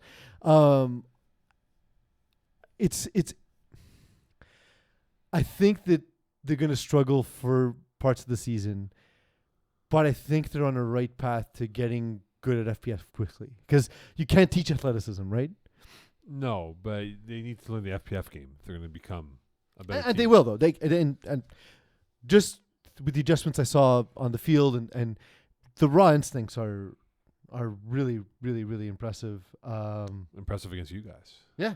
No, I'll be the first to admit it. Like, they were down 2 scores, and we got the ball to start the half. Unreal. Yeah. Unreal. I've never lost the game that way. So you choked. No, it's not a joke. It's not. I just they outplayed me in the second half. When you say choke, you're disrespecting the other team. So I didn't choke. They outplayed me. But I was in the car contemplating leaving FPF, never working for FPF again, never throwing a football again. Like No, it was awful. like the finals where you left in the huff after losing. I didn't talk to you guys for 3 months. Yeah, thanks, by the way. Great production value. No problem. Yeah, I'm leaving. No What? problem. Where's Peasy? He left. What? So like it's funny. We'll take a quick detour for a second because like I have a pretty laid back disposition. I'm always joking around. That doesn't make me not a competitive person, by the way. I'm insanely competitive. I don't like to lose, and so that was my feelings leaving the field. But honestly, I was really impressed with him in general. Thomas Soto, if you just take what's there, dude, like you're so good, and he throws such a nice ball, and he even does something in the red zone that a lot of mid-division quarterbacks don't do, where he looks to his dominant side, and if it's not there, he does check back, and sometimes when the defense cheats away to where he's looking, he'll find a wide open receiver, and it's really impressive for someone who's not that experienced in FPF. Okay, are you all in on the Bandits then? Yes. Before we do that, 4B, just quick update on the standings here. So Les Montagnards have, I believe they've officially clinched Yes, they playoffs. have. Yes, they have. They have not officially clinched their division, though, even though it's basically done, but there's still a chance at it. Sorry, Eeks, they have not yet because Eastside Boys have only played 5 games. So in theory, they can catch them. In theory. Unless they played each other already. I'm not too sure. So what's your question about Bandits? Wait, just continuing on that, though. The U, Vultures, and Beer Belly Brigade are currently all in the other division areas. None of them have also officially clinched, even though Vultures, it's very likely they're going to go ahead and clinch because they're kind of going at the 4-point teams. And Beer Belly Brigade is 1 game away from clinching their division away from Voodoo. Essentially, this weekend, it could be a big day for clinching the top spots right now. So Alex Fafard, by the way, if there's most improved player of the year, Alex Fafard. Yeah, for Beer Belly Brigade? Yeah. Yeah. 100%. So Bandits, are you all in on this team? I score cap a couple of their games. Why? Their uniforms are terrible. Yeah. So right away, no, I'm out. No, they're not bad. What's wrong with You them? can't read the numbers, Eagle. It's a red outline on a black uniform. I like the logo. Okay, so your job is difficult, Mo. Tell me more about all the complaints of your life. Okay, all right. They're Mr. Guys, don't shut the game yet. You are Mr. Guys, don't start the game yet. I've often called you that. Say something to the mic. But Speak. I like the logo. I find that the jersey layout just sort of screams It's 90s. terrible. It's such a NHL, like when they came with Like- Reebok in 2006. Yeah. The piping. Who puts piping in uniforms now, man? 2006 was the most 90s year in human history. Look at the numbers, though. jerseys. Zoom on the numbers, Eagles, if you don't mind. Look at the numbers. Can you read I those? can't see a number. You can't see Oh, that. there's numbers on the front. I didn't see that. Go with white numbers, guys. I mean, they just took a sizable loss to Beer Belly Brigade. Their 2 wins previous were to struggling Golden Eagles and struggling Aster Sphinx. They pushed Vultures, which is good. Yeah. So they're an okay team, and they're playing okay. And that's the lukewarmest take I've ever had on anything. Yeah, I don't know if they're going to push through. But they're an 8 seed. Like I'm not super confident in them. No, but I don't know if they would push through. I still scorekeeping the games early in the year. They didn't really impress me. They barely beat Le Verge-Fol, who were undermanned. The Montagnard outclassed them. Verge-Fol are better than the record though. Yeah, I think if they played LVF today, I think LVF beats them. LVF's getting better every week. Yeah. Like, they're really good. Yeah, I think they beat them. But that time they caught them when they were undermanned. Like they had, I remember speaking to Nasimo Ohadi, and he's like, "Yeah, bro, we're missing guys." Okay, cool, no worries. It's 1 game, be okay. So I'm not buying in on the Bandits yet. I think their final 3 games that they have left: Eastside Boys, Ballers, and Team Ethnic. And hopefully Team Ethnic doesn't go for it when they had the game in hand with the first down on 4 plays. But yeah, if they can win, if they can get 2, they're in. 1 could be enough. They should get 2. But if they get 2, that should be more than enough to get. I think they'll beat Ballers, and they have a good shot against Eastside Boys. And Team Ethnic's 50-50. So They should get 2 out of 3. They should. 35 plus. Jeff. 2 games. 2 games. My God, 2 games. Okay, so this is not gonna be long. This won't be long. It won't be. No, it won't be long. It's sort of like that, Oh my god, I'm missing the term that they use for F1. I'll have to get it next week. Oh, racing car. No. It's Turning. It's so Fastness. DFS. Describe it, and I will fill it in. Hairpin. where you're allowed to use a DRS. DRS. I said DFS. Drag I said reduction DRS. system. Yeah. This is what it is right here. This is what's gonna be. This is our DRS right now. We're gonna speed through this thing right now. Okay, so Jeff Rosenblatt, massive game, right? Puts up 50 points on JMJ. And you look at Yoni Lair, one of his old compatriots, who's put up some big numbers. In fact, they almost broke the single game receptions record. Didn't they break it? Like 4 or 5 years ago. I think they might have done it, but they were close. And Yoni Lair had 21 catches in the game alone. I want to say they broke the record. I think they did. So, are we seeing a revival of an old duo at this level? Well, if I'm JMJ, I ask Yoni later why he hates them. He's only played against JMJ this season. Yoni Lair got 21 receptions in spring 2016 Division C. That's the with record, Keyboard right? Lock. That's the record. Yeah. So he's only played. They've played 3 games against JMJ. He's only played those games, and in those 3 games, he has 21 catches, 301 yards, 6 touchdowns. So he hates JMJ. What do you think the beef is? Maybe inner rage. Maybe like he. Just, So you think it's internal struggle? He's got to look within to solve the problems without. Perhaps that could be the case, but Here's a counterpoint. Maybe JMJ hates everyone else on FPF, and so they leave Yoni alone. Good point. Brad Evans, they hate him.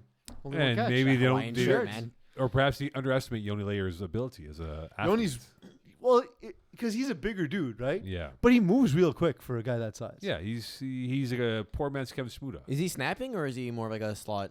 I've seen him snap, but I don't know if he's snapping for them I mean, now. it could also be that you're just playing like a really 'Cause- soft 4-1, and you just check it down the middle all the way down the field for 15 yards. Because they have Brad Evans on the team, so I'm sure He- he snaps also. He met Patriots owner Robert Kraft, Yoni Layer, Oh, yeah? years ago. Yeah. Massage parlor? No, in the motherland, Oh, so wait. in Israel. Oh, okay. But at a massage parlor? No. But he met Robert Kraft years ago. So I just wanted to bring up that obscure point about him. So Okay. anyway, but anyway, Crafty. for what we have left now for the 35 plus division right now, Peas. Is there anything that's catching your eye in terms of what we're seeing? We have 2 undefeated teams on the tier 1, tier 2 side of things here. Could they remain undefeated going towards the final games? Sorry. It's like, I was dying before, so Yeah, it's okay. Sneezing. It's really dry in here. It is. It is. I mean, so it's what we thought. Montreal Spitfire owning Division 1 and Pacemakers owning Division 2. Or Tier 1, Tier 2. I don't remember. Yeah, we're calling them Tier 1, Tier 2. As we said before, Pacemakers weren't supposed to be in the division. They got bumped down by FPF. Not their doing. It was just so that we can have equal amount of teams in each division. Montreal Spitfire, we expected to be really good. We did expect some more challenge than they've had. But no one's really lived up to it. And like I said, I continuously am surprised by the fact that Old Age Outlaws is not performing better. Maybe they'll awaken in the playoffs. Well, Nick Dana might wake up in the playoffs. Sorry? Nick Dana.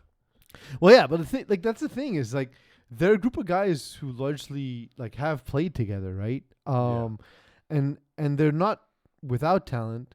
They have they've had spotty attendance from some of their players. We see there's too many players on this roster to be successful, right? You got a lot of subs, but if their best roster is there, I can imagine them pushing Montreal Spitfire. Like I'd be surprised if Old Age Outlaws beat Montreal Spitfire, but at the same time, Montreal Spitfires only scored 17 more points in the season than Old Age Outlaws.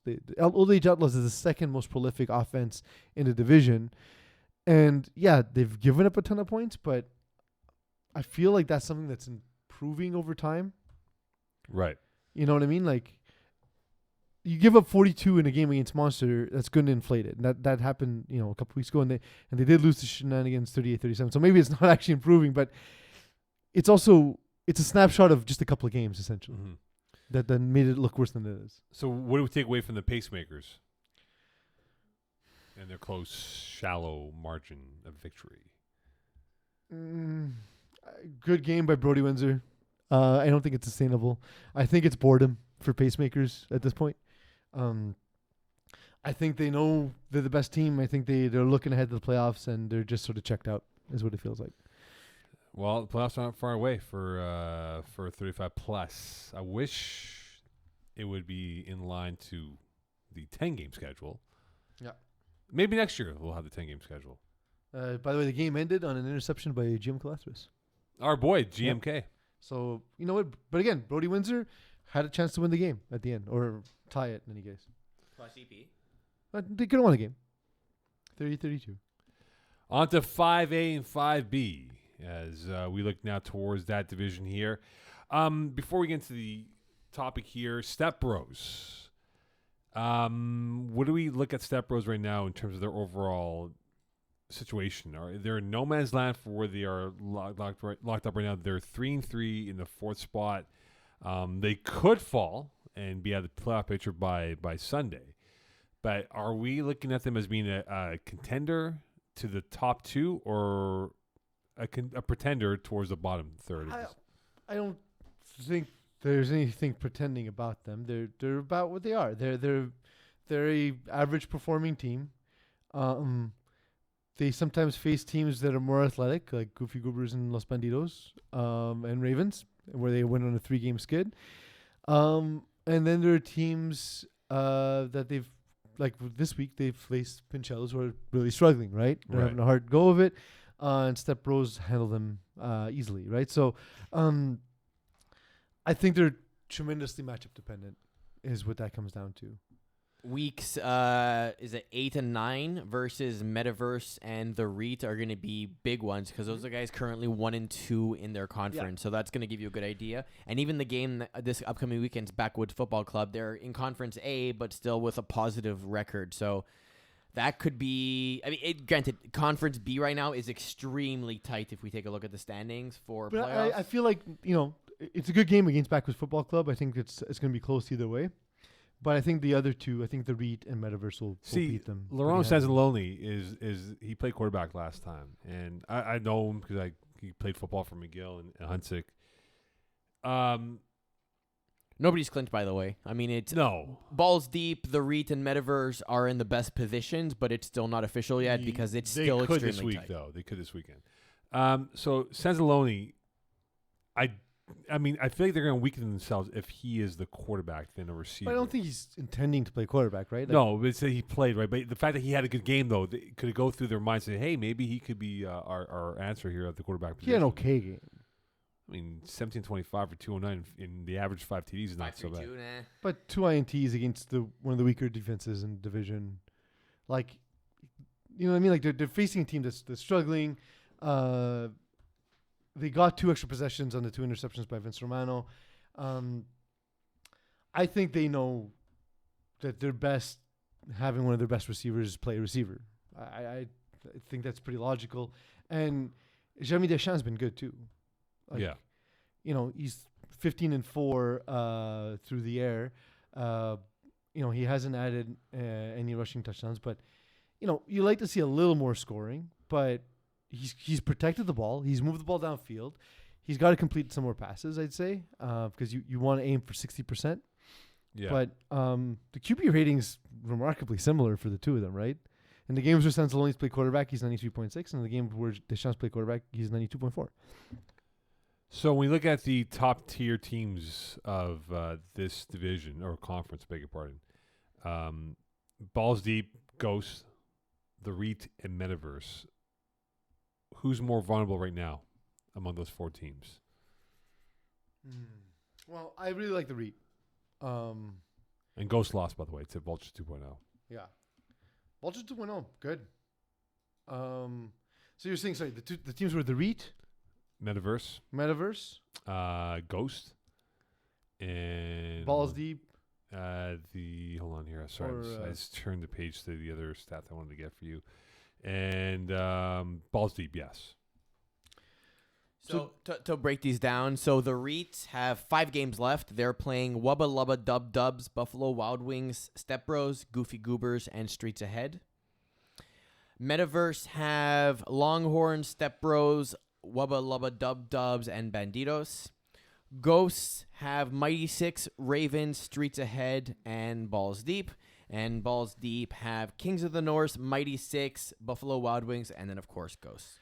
Balls Deep have something in them that is a little bit worrisome. They've only had 2 games this season where they've scored 5 times. They've played 3 games decided by 2 points or less. Which could be a good thing. I mean, if you think that luck is predictable, then yeah, but I don't. Yes, you need to be good enough to put yourself in that position, but in a game decided by one game or another, it could be decided by a bad call. It could be decided by a drop, a missed throw, a guy getting deflagged at the 1. Like, it's just too many circumstances out of your control that you don't want heading to playoff time. Well, they get Ghosts at the end of the year, so that will tell us if they're a real legit team, right? And that could be for the 1 seed. There's a good chance because I don't see them losing another game here in that grouping, right? So even then, I guess Ghosts would get it because of the head-to-head, provided they don't lose. But Ghosts have Ravens on their schedule as well. Which isn't going to be easy for them. No. Ravens are pretty bad matchup for Ghosts. It's a specifically difficult matchup for Ghosts. And the Ghosts could, fall back into the pack and not have the bye week. Yeah. I always say, listen, winning close games, there is an element of luck, and so you don't want to be at the mercy of things that are beyond your control, which is what happens in very close games. When we look at Lockdown, they continue to roll and go. They almost rolled to a standstill this week. They did. But they survived. So my question to you, PZ, Lockdown is 6-0. Mm-hmm.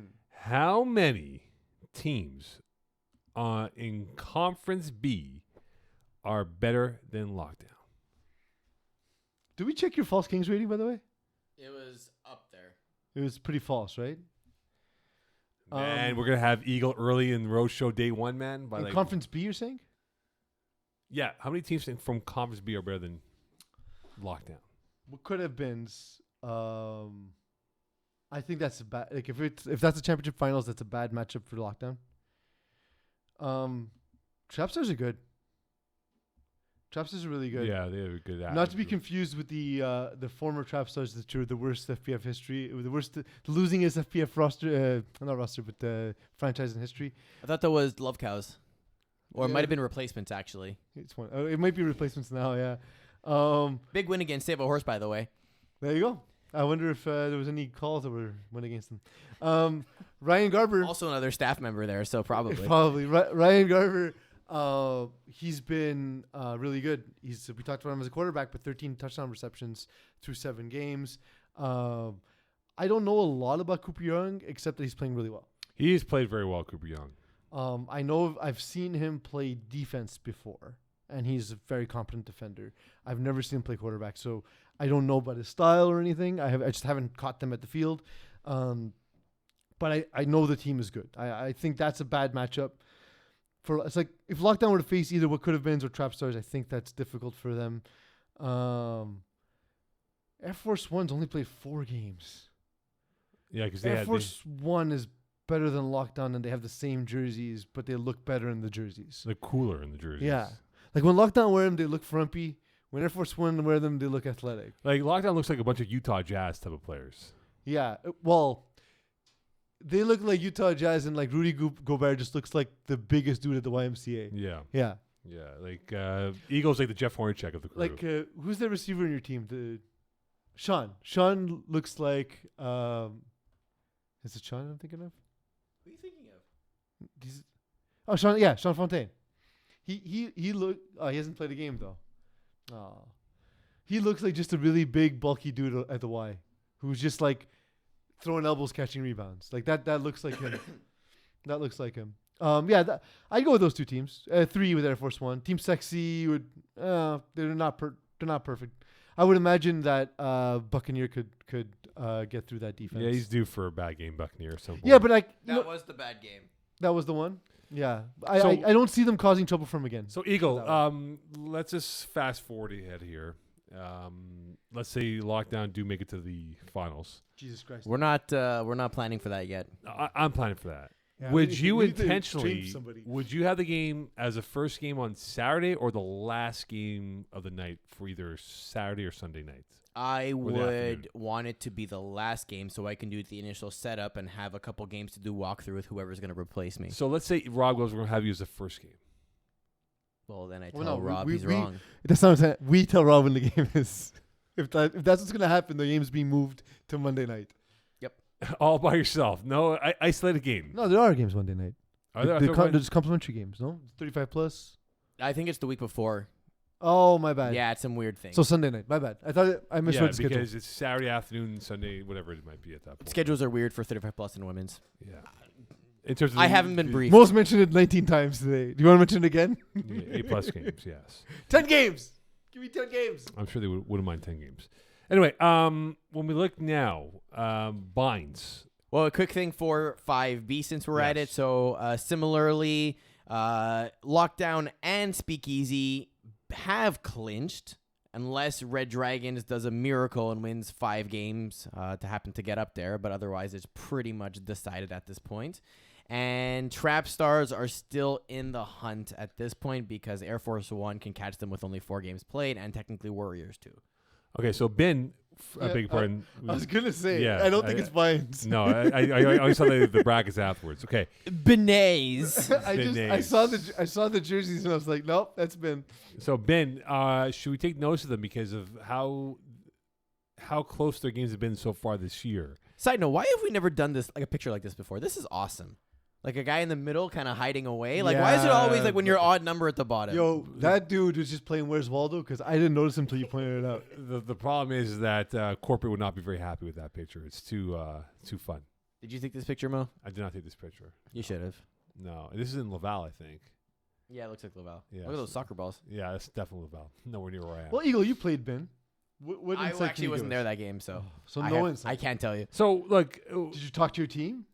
Yeah, we won. so look, 4 of their losses have been very close by 7 points last year. So maybe could that be the dark horse team moving into the final 3-4 games of the year at 2-4? Ish. It's a good sign to see them put up 31 on Cookers. But the next 4 games are going to decide who they are, really, because Air Force One could have been Save a Horse and Threat Level Midnight. Ooh, that's a We're- hard schedule. Yeah, that's a rough ending to the season. That's not easy. But who sticks out for you from a roster perspective? Because look at the roster. I was trying to see who really stood out. And I've caught two of the games. I know I did one last week or this week that it was, but I don't know who stands out in my books that you can say, yeah, that's the dude on this roster that's going to do Thomas well. Parent is good. Thomas Parent is, he's a guy who converts his targets generally. SBB's on this roster too. If you want to just burn He's- someone down the field, But he's only played 2 games, though. yeah, that's the problem. why. And yeah, he I don't also know if he's a sub or... it seems like he played quarterback for one of them too, or at least for some plays on it, and then was receiving in the other one type of thing. Yeah. SBB, if, by the way, by that we mean Simon Bosquet-Baudouin, for Yeah. those Old not familiar in FPF parlance. Obviously, he's the most familiar name, but Thomas Parent is really good. Mathieu Roacassi also is just a really solid pair of hands. I would imagine he's the snapper. I believe he is, if I'm not mistaken. His stats look snappery. 5.5 yards a catch. Snapperish. 21 receptions on 25 targets. He's not getting to second level, so to me, he looks to be that target for them. But snappers are important, man. Snappers move the chains. Absolutely. You know. Yeah. You play the position before. Absolutely. It was a position I actually played well, Mo, unlike quarterback. But the Air Force One game is going to be huge for them on Saturday. That's a huge game. Yeah. Um, This is a brutal schedule. Like, I don't know who they punched in the nether regions to get this. I'm thinking Simon Dagenet. Or Chief. Yeah. What? Oh, no.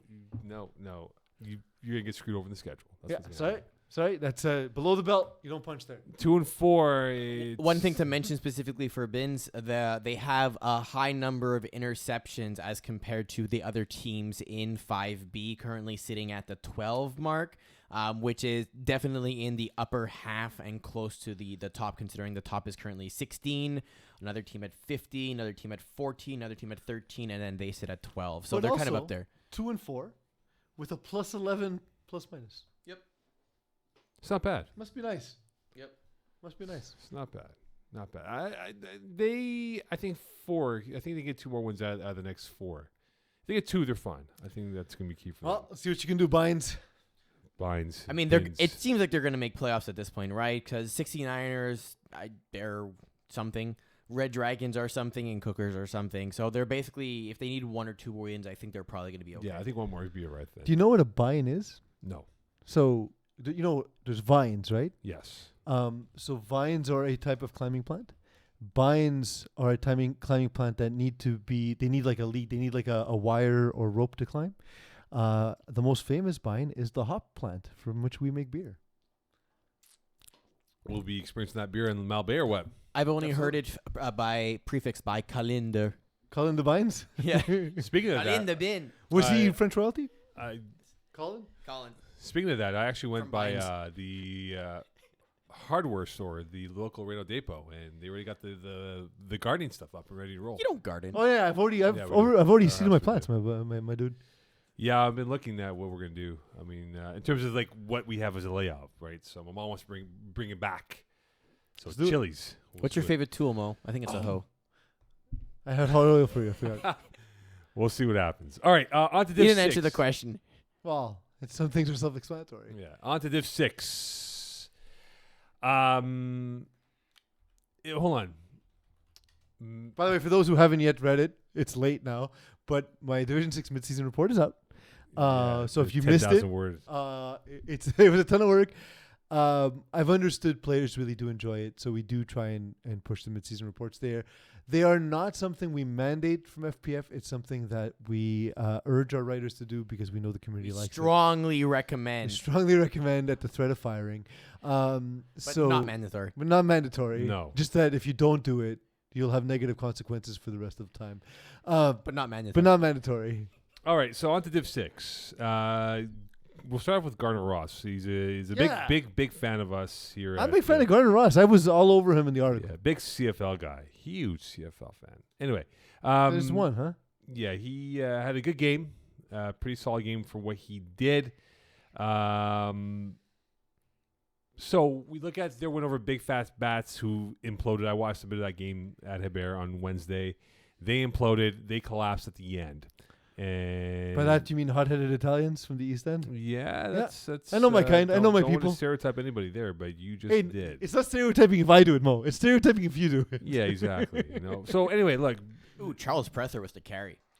Charles Presser caught I wrote about this game. So Charles Presser caught a 40 bomb with 2 plays left. With 3 plays left, leaving 2 plays to win the game. Monster game from Charles Presser. Future FPF, like, big-time star. So Big Fat Bats, they could have been 5-1 in a 3-way tie for 1, 2, and 3. They're And good. They're good, but they're hot-headed, man. I don't know if and look, we know playoff football. It's a lot different, and that type of attitude is going to cost you yards and maybe a game. Yeah, you need to keep your cool. Matthew Cepatelli is a really good 2-way quarterback, both on the ground and in the air. Of course, his connection with AJ Cepatelli is key. I like the rusher Luca Lecchese. I suspect I wasn't there for the game, but I suspect that Gardner Ross's struggles because he didn't play as well as expected. He did only complete half of his passes, and he did throw 2 interceptions. I would imagine Luca Lecchese had a lot to do with that. He got physical though. It got very. Oh, it did? physical. Okay. It got Well, very I physical. wasn't there for the game, but I know he's a very good rusher. He's a very good rusher, and Gardner Ross played below his own level, so that I would imagine that was a big reason why. Yeah, I just think that Gardner made some good throws in the second half, and he actually got them frustrated. Big Fat Bats. They got frustrated by the play calling. And He's a very good play caller. Yeah, he's smart. Given and, his youth, he's a very good player. Yeah, and I just think now for Toon Squad, they are now in the top 4 of their side of the bracket, which I think is massive because if they can hold serve and win out or win 3 of the next 4, they get that bye week, and I think that can help them because below that though, Pease, there are some decent teams in that side of the conference bracket that they don't want to play in the opening round of the playoffs if they don't get the top 4 seed. Yeah. So I noticed this when I was doing the because sometimes like when you're writing the weekly articles, you're just focusing more on weekly storylines, and mid-season is when you start looking at sort of the narratives, and this is especially true in Division 6 where we don't know a lot of the teams coming in. But I noticed there's a great disparity between the top and the bottom teams. I had this conversation with Chris Marin of Brewers a couple times over the last couple of weeks about how he wants to move his team into Division 5 just because he runs into these buzzsaw of teams who come and they're young and fast and have been playing flag football since they're in diapers, and because flag football's become more ubiquitous in high schools and college. Yeah. And so guys who are a bit older, like myself, Chris Morin, we start playing in late adulthood, so it's hard to compete with that. And so we're seeing sort of that division. So to your point, Mo, yeah, you want to stay towards the top because when they do the split though, like, what do you think though? Are we doing a split finally? Yep. We are, right? Yeah. Okay. So we haven't. And how we split is always a mystery. And I want to say it's on purpose. No. It's different. Where's the horn? Thing is that sometimes we No, Mo, you have to juggle. sometimes we want to plan, and instead what comes out is We get dusters on our backside for not being clowns. the thing is. I mean, they did tie a game, so who's the clown now?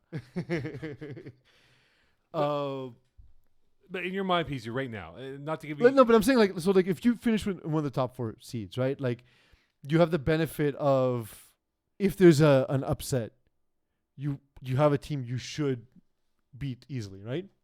Because the top 4 seeds on each side are the teams that are essentially the best teams in the division. Spanish Inquisition and Thunder Buddies are the exception. I imagine they'll jump up as well at some point because I would say they're a touch better than FKU and Big Fat Bats. Right. And then in Conference B, we probably have the best 4 teams in the top 4. Maybe Killer Rays jumps back up. They took a weird loss this week. Yeah, I was gonna bring up the point. Right? Beer Knights, Rays, Flag Football Team, Big Fat Bats, West Island Boys, all lose. Yeah.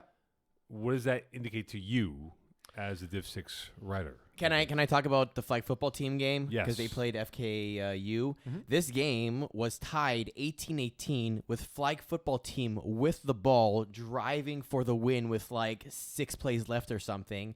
And Nicholas Manolopoulos throws a pick 6 to FKU.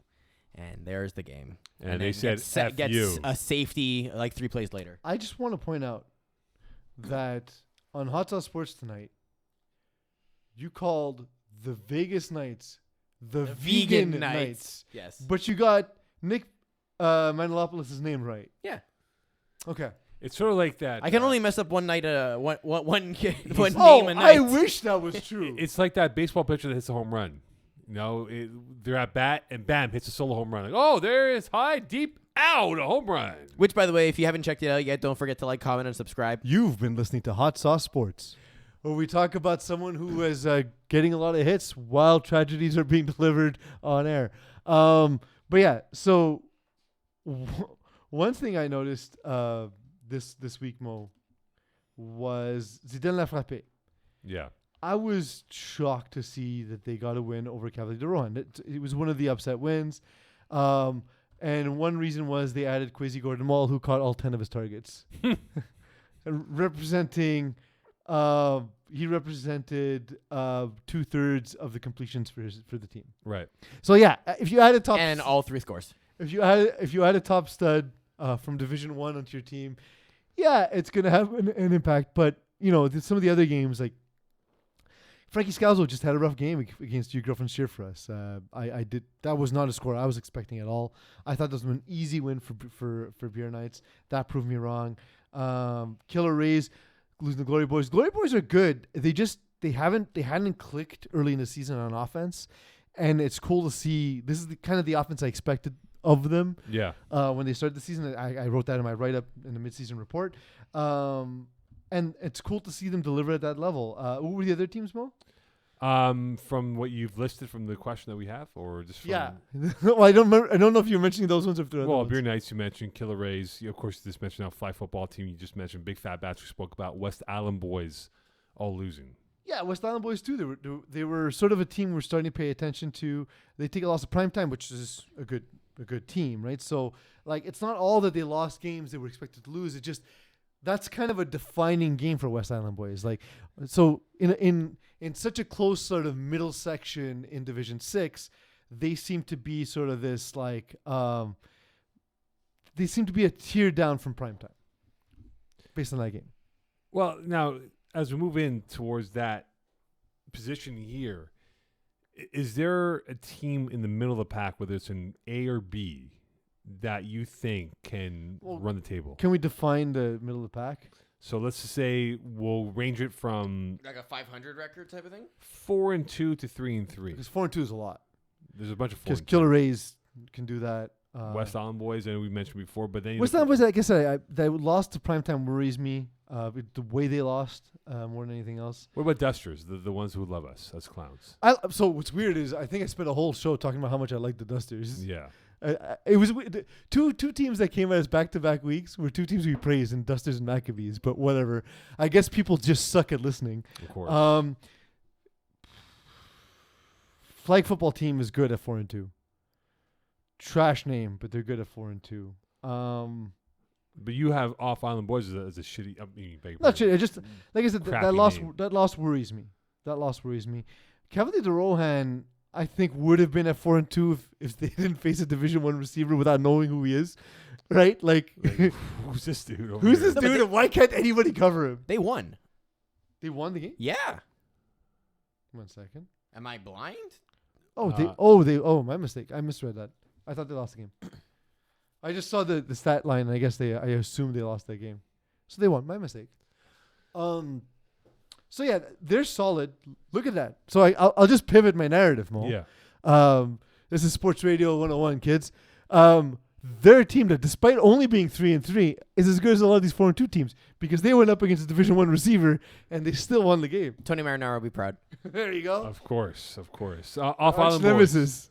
Off Island Boys. Mo, who do you love more, me or Tony Marinaro? Not Tony.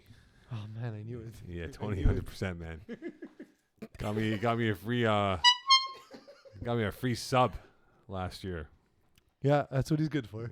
It's a fantastic sub, by the way. Man, That's all it takes because I get you Bocce. a lot of free shit. Bocce sub was really good. Fantastic, by the way. Off Island Boys, quickly here, Pease. Your thoughts on them right now. You don't like the name. No, I'm a proud Montrealer. So like being proud of being off the island is like being proud of being from New Jersey. So Yeah, but New Jersey's not an island, though. They're off island. They're off the island of New York. Fine, Rhode Island, better? Whatever. Sure. Connecticut. Yeah, It's not an island. I know it's not an island. Specifically Prince Edward Island. But there's no way to know that that's an island. I mean, it's in the name. What's in the name? The off island boys. So like they've had a rough go of it. They did beat Stratton Oakmont, who were kind of similarly, it's the bottom end sort of picking on itself. They had been on a skid though. They had the misfortune of playing Stormers and Glory Boys, flag football team, primetime, and Beer Knights to start the season. That is a murderer's row. Not easy. And like again, we don't know. We don't know these teams. I didn't know Stormers coming into the season. We didn't know flag football team coming into the season. We knew that Glory Boys in primetime would probably be a tough matchup. We knew Beer Knights would be a tough matchup. But now that they kind of go into an easier part of it, right? Where like they face Tutgallion Step Rose, which are winnable games, Right. which will show us if they really are sort of one of the bottom teams in the division or whether they've taken a step. They did beat primetime though, by the way. I do want to mention that because that's an impressive win in their favor. They have a lot of you see this a lot, this was writing the bottom part of the Division 6 articles for the midseason report takes the most amount of time, because you have teams like this, and it's not just them, but teams are trying to figure out who's going to be their quarterback. Right. And they have 4 players that have attempted passes, and in some cases you have teams who have multiple guys trying to complete passes during a game. You need to choose who that guy is, give him reps. And if that guy is not on your roster, that's fine, but know that it's going to take you some time, that whenever you find the guy, it's going to take some time for him to develop into an FPF quarterback. Yeah. So the quicker you get that person reps, the better. I think it might be Caleb Rogers, but he's only played 2 games. So my guess would be Caleb Rogers is the guy they want to play quarterback, but I don't know that for sure. Hey guys, reach out to us. Let us know. We don't actually have the information. It's not a pro lot of sports teams. league. It's a lot of teams for us to cover, right? So it's not easy. And Division 6 is the hardest. I literally don't assign that division to anybody else every year, and I take it on myself because it's the hardest division to cover. It's like a professor when they have like 100 students in a class, and your name is my tip of the tongue, Tom Jones. Yes, nice to meet you, Tom Jones. Speaking of teams not unusual to reaching have Tom out Jones in to class. us, To be loved I anybody. had FKU come up to me during last night's game at Hebert and wanted to, first off, ask us to talk about them, which totally fair. Like, we hey, always if do you that. talk We to talk us, a lot, We though. talk about these but I guys mean, all if the you time. if you They're my favorite team because they have the best team name. if you talk to us, we will talk about you. I mean, that's why teams message you, because they want to hear their own names called out, which is awesome. But also wanted to kind of clear the air for the incident that happened a few weeks ago. I know we talked about it on the show and everything, and that they're extremely apologetic. It was kind of a one-off instance, and that, you know. But so we also haven't hammered them week in, week out. We sort of kept it to that week. I think we kept it to one segment. Maybe it bled into another segment. But look, we appreciate that you're apologetic. And it means you understand that, you know, just going up on the stage and slapping a dude in the face is not the way to handle things. No, it's not. Even if you're balding? Even if you're balding. You know what? You know what? If teams love it that we name drop their nickname, we have 34 teams, I believe, in this division, right? 34, yeah. So 1 minute per team name. 34 minutes of. So another mid-season report. There you go. Exactly. We'll do a segment. We'll do a segment later next in the week. season. Yeah, later in the year we're going Where to you just, I just have like, I have to respond to 10 words or what- less. Yeah. 10 words or less. Exactly. We'll do that. 10 words or less is always fun. I like them a lot. I like the sense of humor, calling yourself FKU. By the way, someone asked me, you guys keep saying false kings. What does that mean? Don't need to worry about that. Sometimes on air, you want to convey an idea, but you can't think of the words. So I want to say this team is doing well because they're facing an easy schedule, but I couldn't put the words together. And it was about a team called Honey Martin, who I proclaimed false kings. The usual false And kings. it ended up being right that they had a light schedule, right, Eagle? So then False Kings sort of became this narrative that we started calling teams. And I think we called FKU False Kings last year. Yes, and they've false now up. made it their team name, which I I call find them awesome. false kings, and then they're like, "Yeah, we're not false kings. We like Well, the name." looks like they aren't. One way or another, they will be False Kings this year. Of course.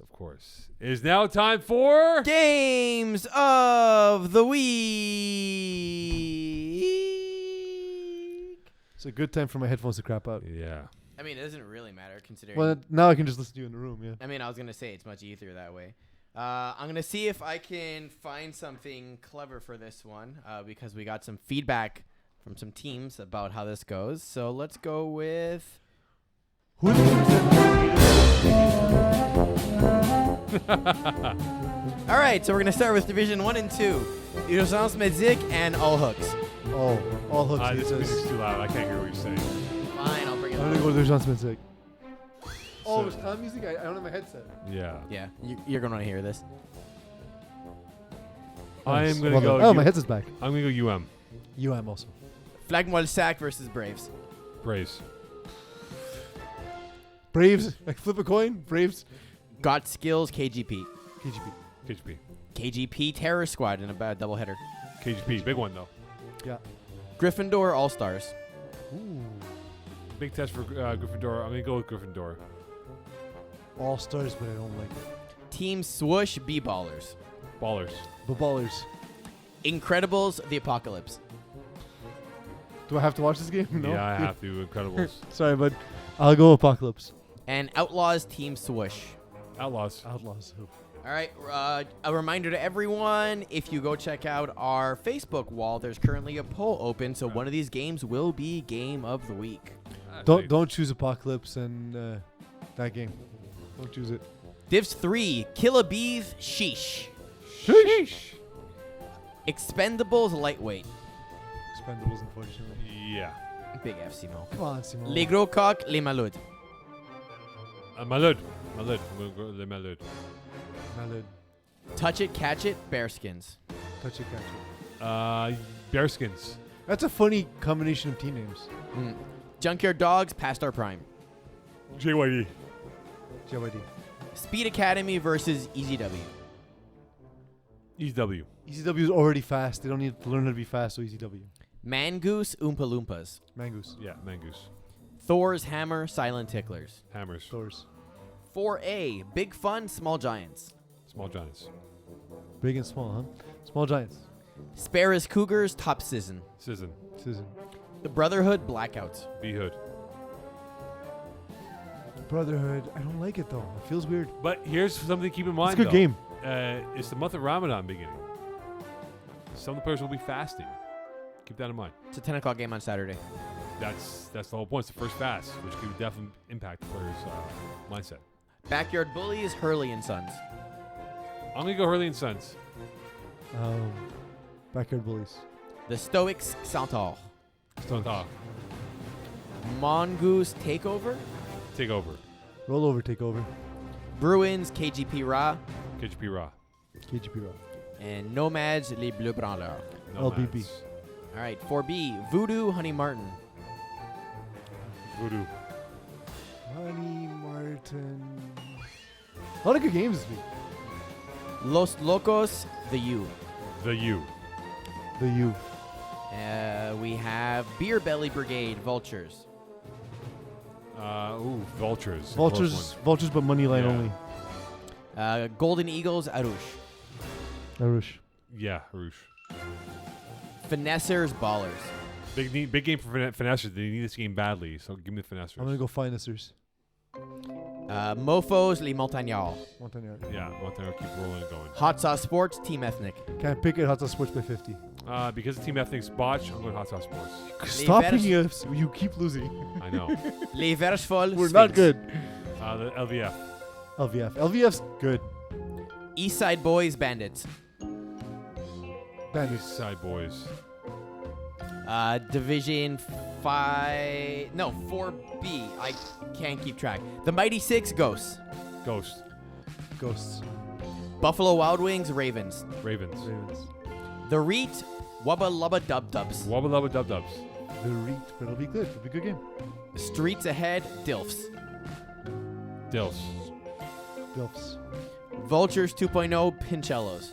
Vultures. Yeah, Vultures. Kings of the North, Balls Deep. Balls Deep. Backwoods Football Club, Step Bros. Step Bros. Backwards. Longhorns, Metaverse. Metaverse. Oh, Yeah. wait. Longhorns just throwing. Because they've been good. I'm going Metaverse. I'll go Metaverse also, but I don't like it. Los Bandidos, Goofy Goobers. Goofy Goobers. Goobers. All right, 5A, San Francisco 69ers, Save a Horse. Save Save a a horse. Replacements, Trailer Park Boys. Replacements. Yeah, replacements. Warriors, Air Force One. Air Force One. AF1. And in a doubleheader, Air Force One, Bin. Ben. What was that? Sorry? Air Force One, Bin. Air Force One. Not Mustangs, 2 Pfizers and Fots, Half Johnson. 2 Pfizers. Pfizer's. Threat Level Midnight, Lockdown. Lockdown. Team Sexy, Le Speakeasy. Speak easy. Sexy. Cookers, What Could Have Beens. What could have been? Yeah, what could have been. Save the Turf Trolls, Red Dragons. Turf Tolls. Shift. All right, we have Division. Hold on, I think I missed one here. No, it's 5B. I'm sorry. I'm all over the place. Yeah, Tout you are. Garni, the Off Island Boys, Div 6. Off Island Boys. Off Island. Cavaliers Rohan, Lionhearts. Rohan. Rohan. Zidane La Frappe, the Spanish Inquisition. Spanish Inquisition. Spanish Inquisition. Beer Knights, the Stormers. Stormers. Good game, Stormers. Tropic Thunder, Glory Boys. Thunder. Glory Boys. Brewers, Free Agent Squad. Oh, Free Agent Squad. Brewers get their first win. Dusters 2.0, 7th rounders. Dusters 2.0. No, Dusters trash. Give me 7th rounders. Flag football team, your girlfriends cheer for us. Flag football team. Flag football team. The Step Bros, West Island boys. West Island boys. West Island boys. Killer Rays, Stratton Oakmont. Killer Rays. Rays. Betway Bandits, Demons. Demons. V-Town, Big Fat Bats. V-Town. Oh, this is a Paisan Bowl game, no? I think so. Give me big fat I'm bats. going V-Town. They're going to be like, me, bro, you took us, huh, bro? I'm like, who are you guys? V-Town. Yes, I know. I'm saying, who are you guys? But they're gonna say V-Town. I'm going to say, right, yes, I did take you guys. I think so. Maccabees, The Penetrators. Maccabees. Wait, Maccabees. They hated us too. Screw you guys. Go with the other team, whoever they are. Penetrators. Wild Hogs, Henry Pisai Gang. Henry Pisa Gang. Yeah, piece of gang. Thunder Buddies, Toon Squad. Toon Squad. Thunder Buddies. Flamingos, Primetime. Prime time. Primetime. Flamingo's getting better though. And Team Poland, FKU. FKU. We have 35 plus with actual games this week. FPF, man. Brody Windsor. FPF. There's so many games. Too many games. JMJ, Pacemakers. Pacemakers. Pacemakers. Monster, Montreal Spitfire. Spitfire. Spitfire. Old Age Outlaws, Shenanigans. Shenanigans. I'm going shenanigans this week. I'm gonna go with my boy Stephen H. Old And- Age Outlaws. Here's a double header, Montreal Spitfire, Old Age Outlaws. Oh, age Spitfire. outlaws. And What? Shenanigans. Really? That's the one you're picking them for? Damn straight. And Shenanigans, Monster. Monster. Monster.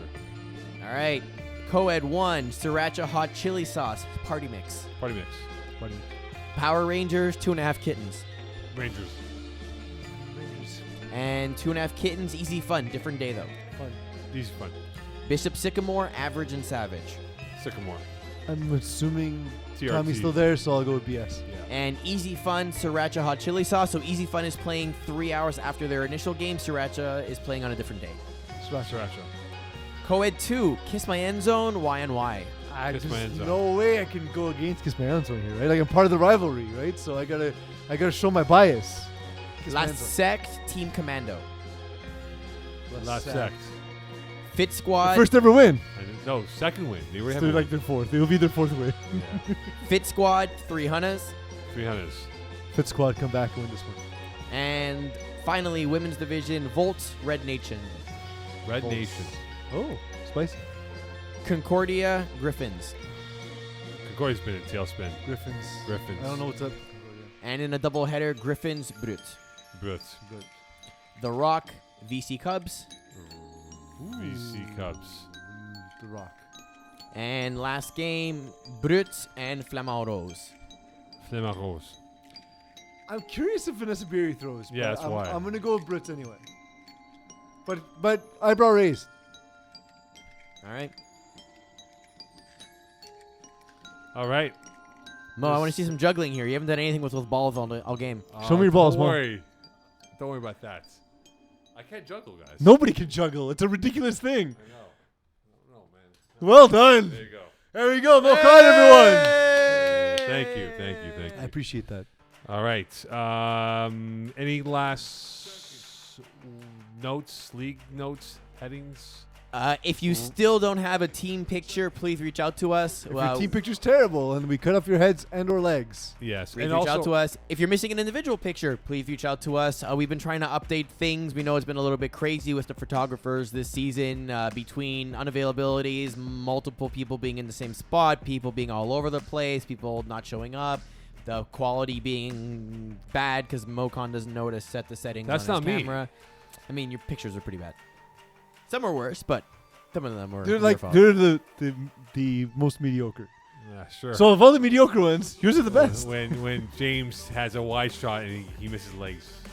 Also, as we start week 7, a reminder that if you need to be released from a team, this is one. If you play in a game this week, you can no longer be released from your team. So we can still retroactively release you as long as you don't play this week or any week moving forward. So if you're a player that wants to ditch their team at this point over here, now's the time to do it. If you don't know what a release is, go check out our new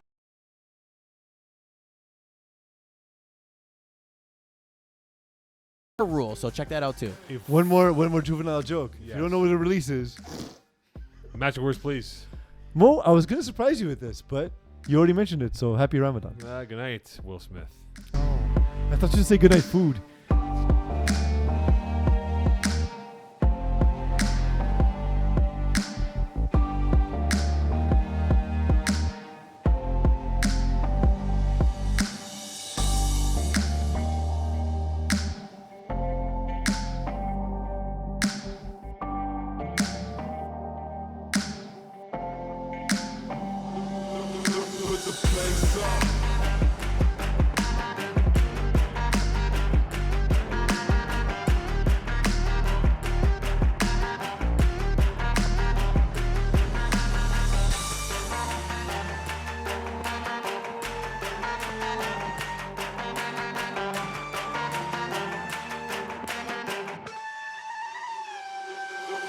Put the place up, yeah we know what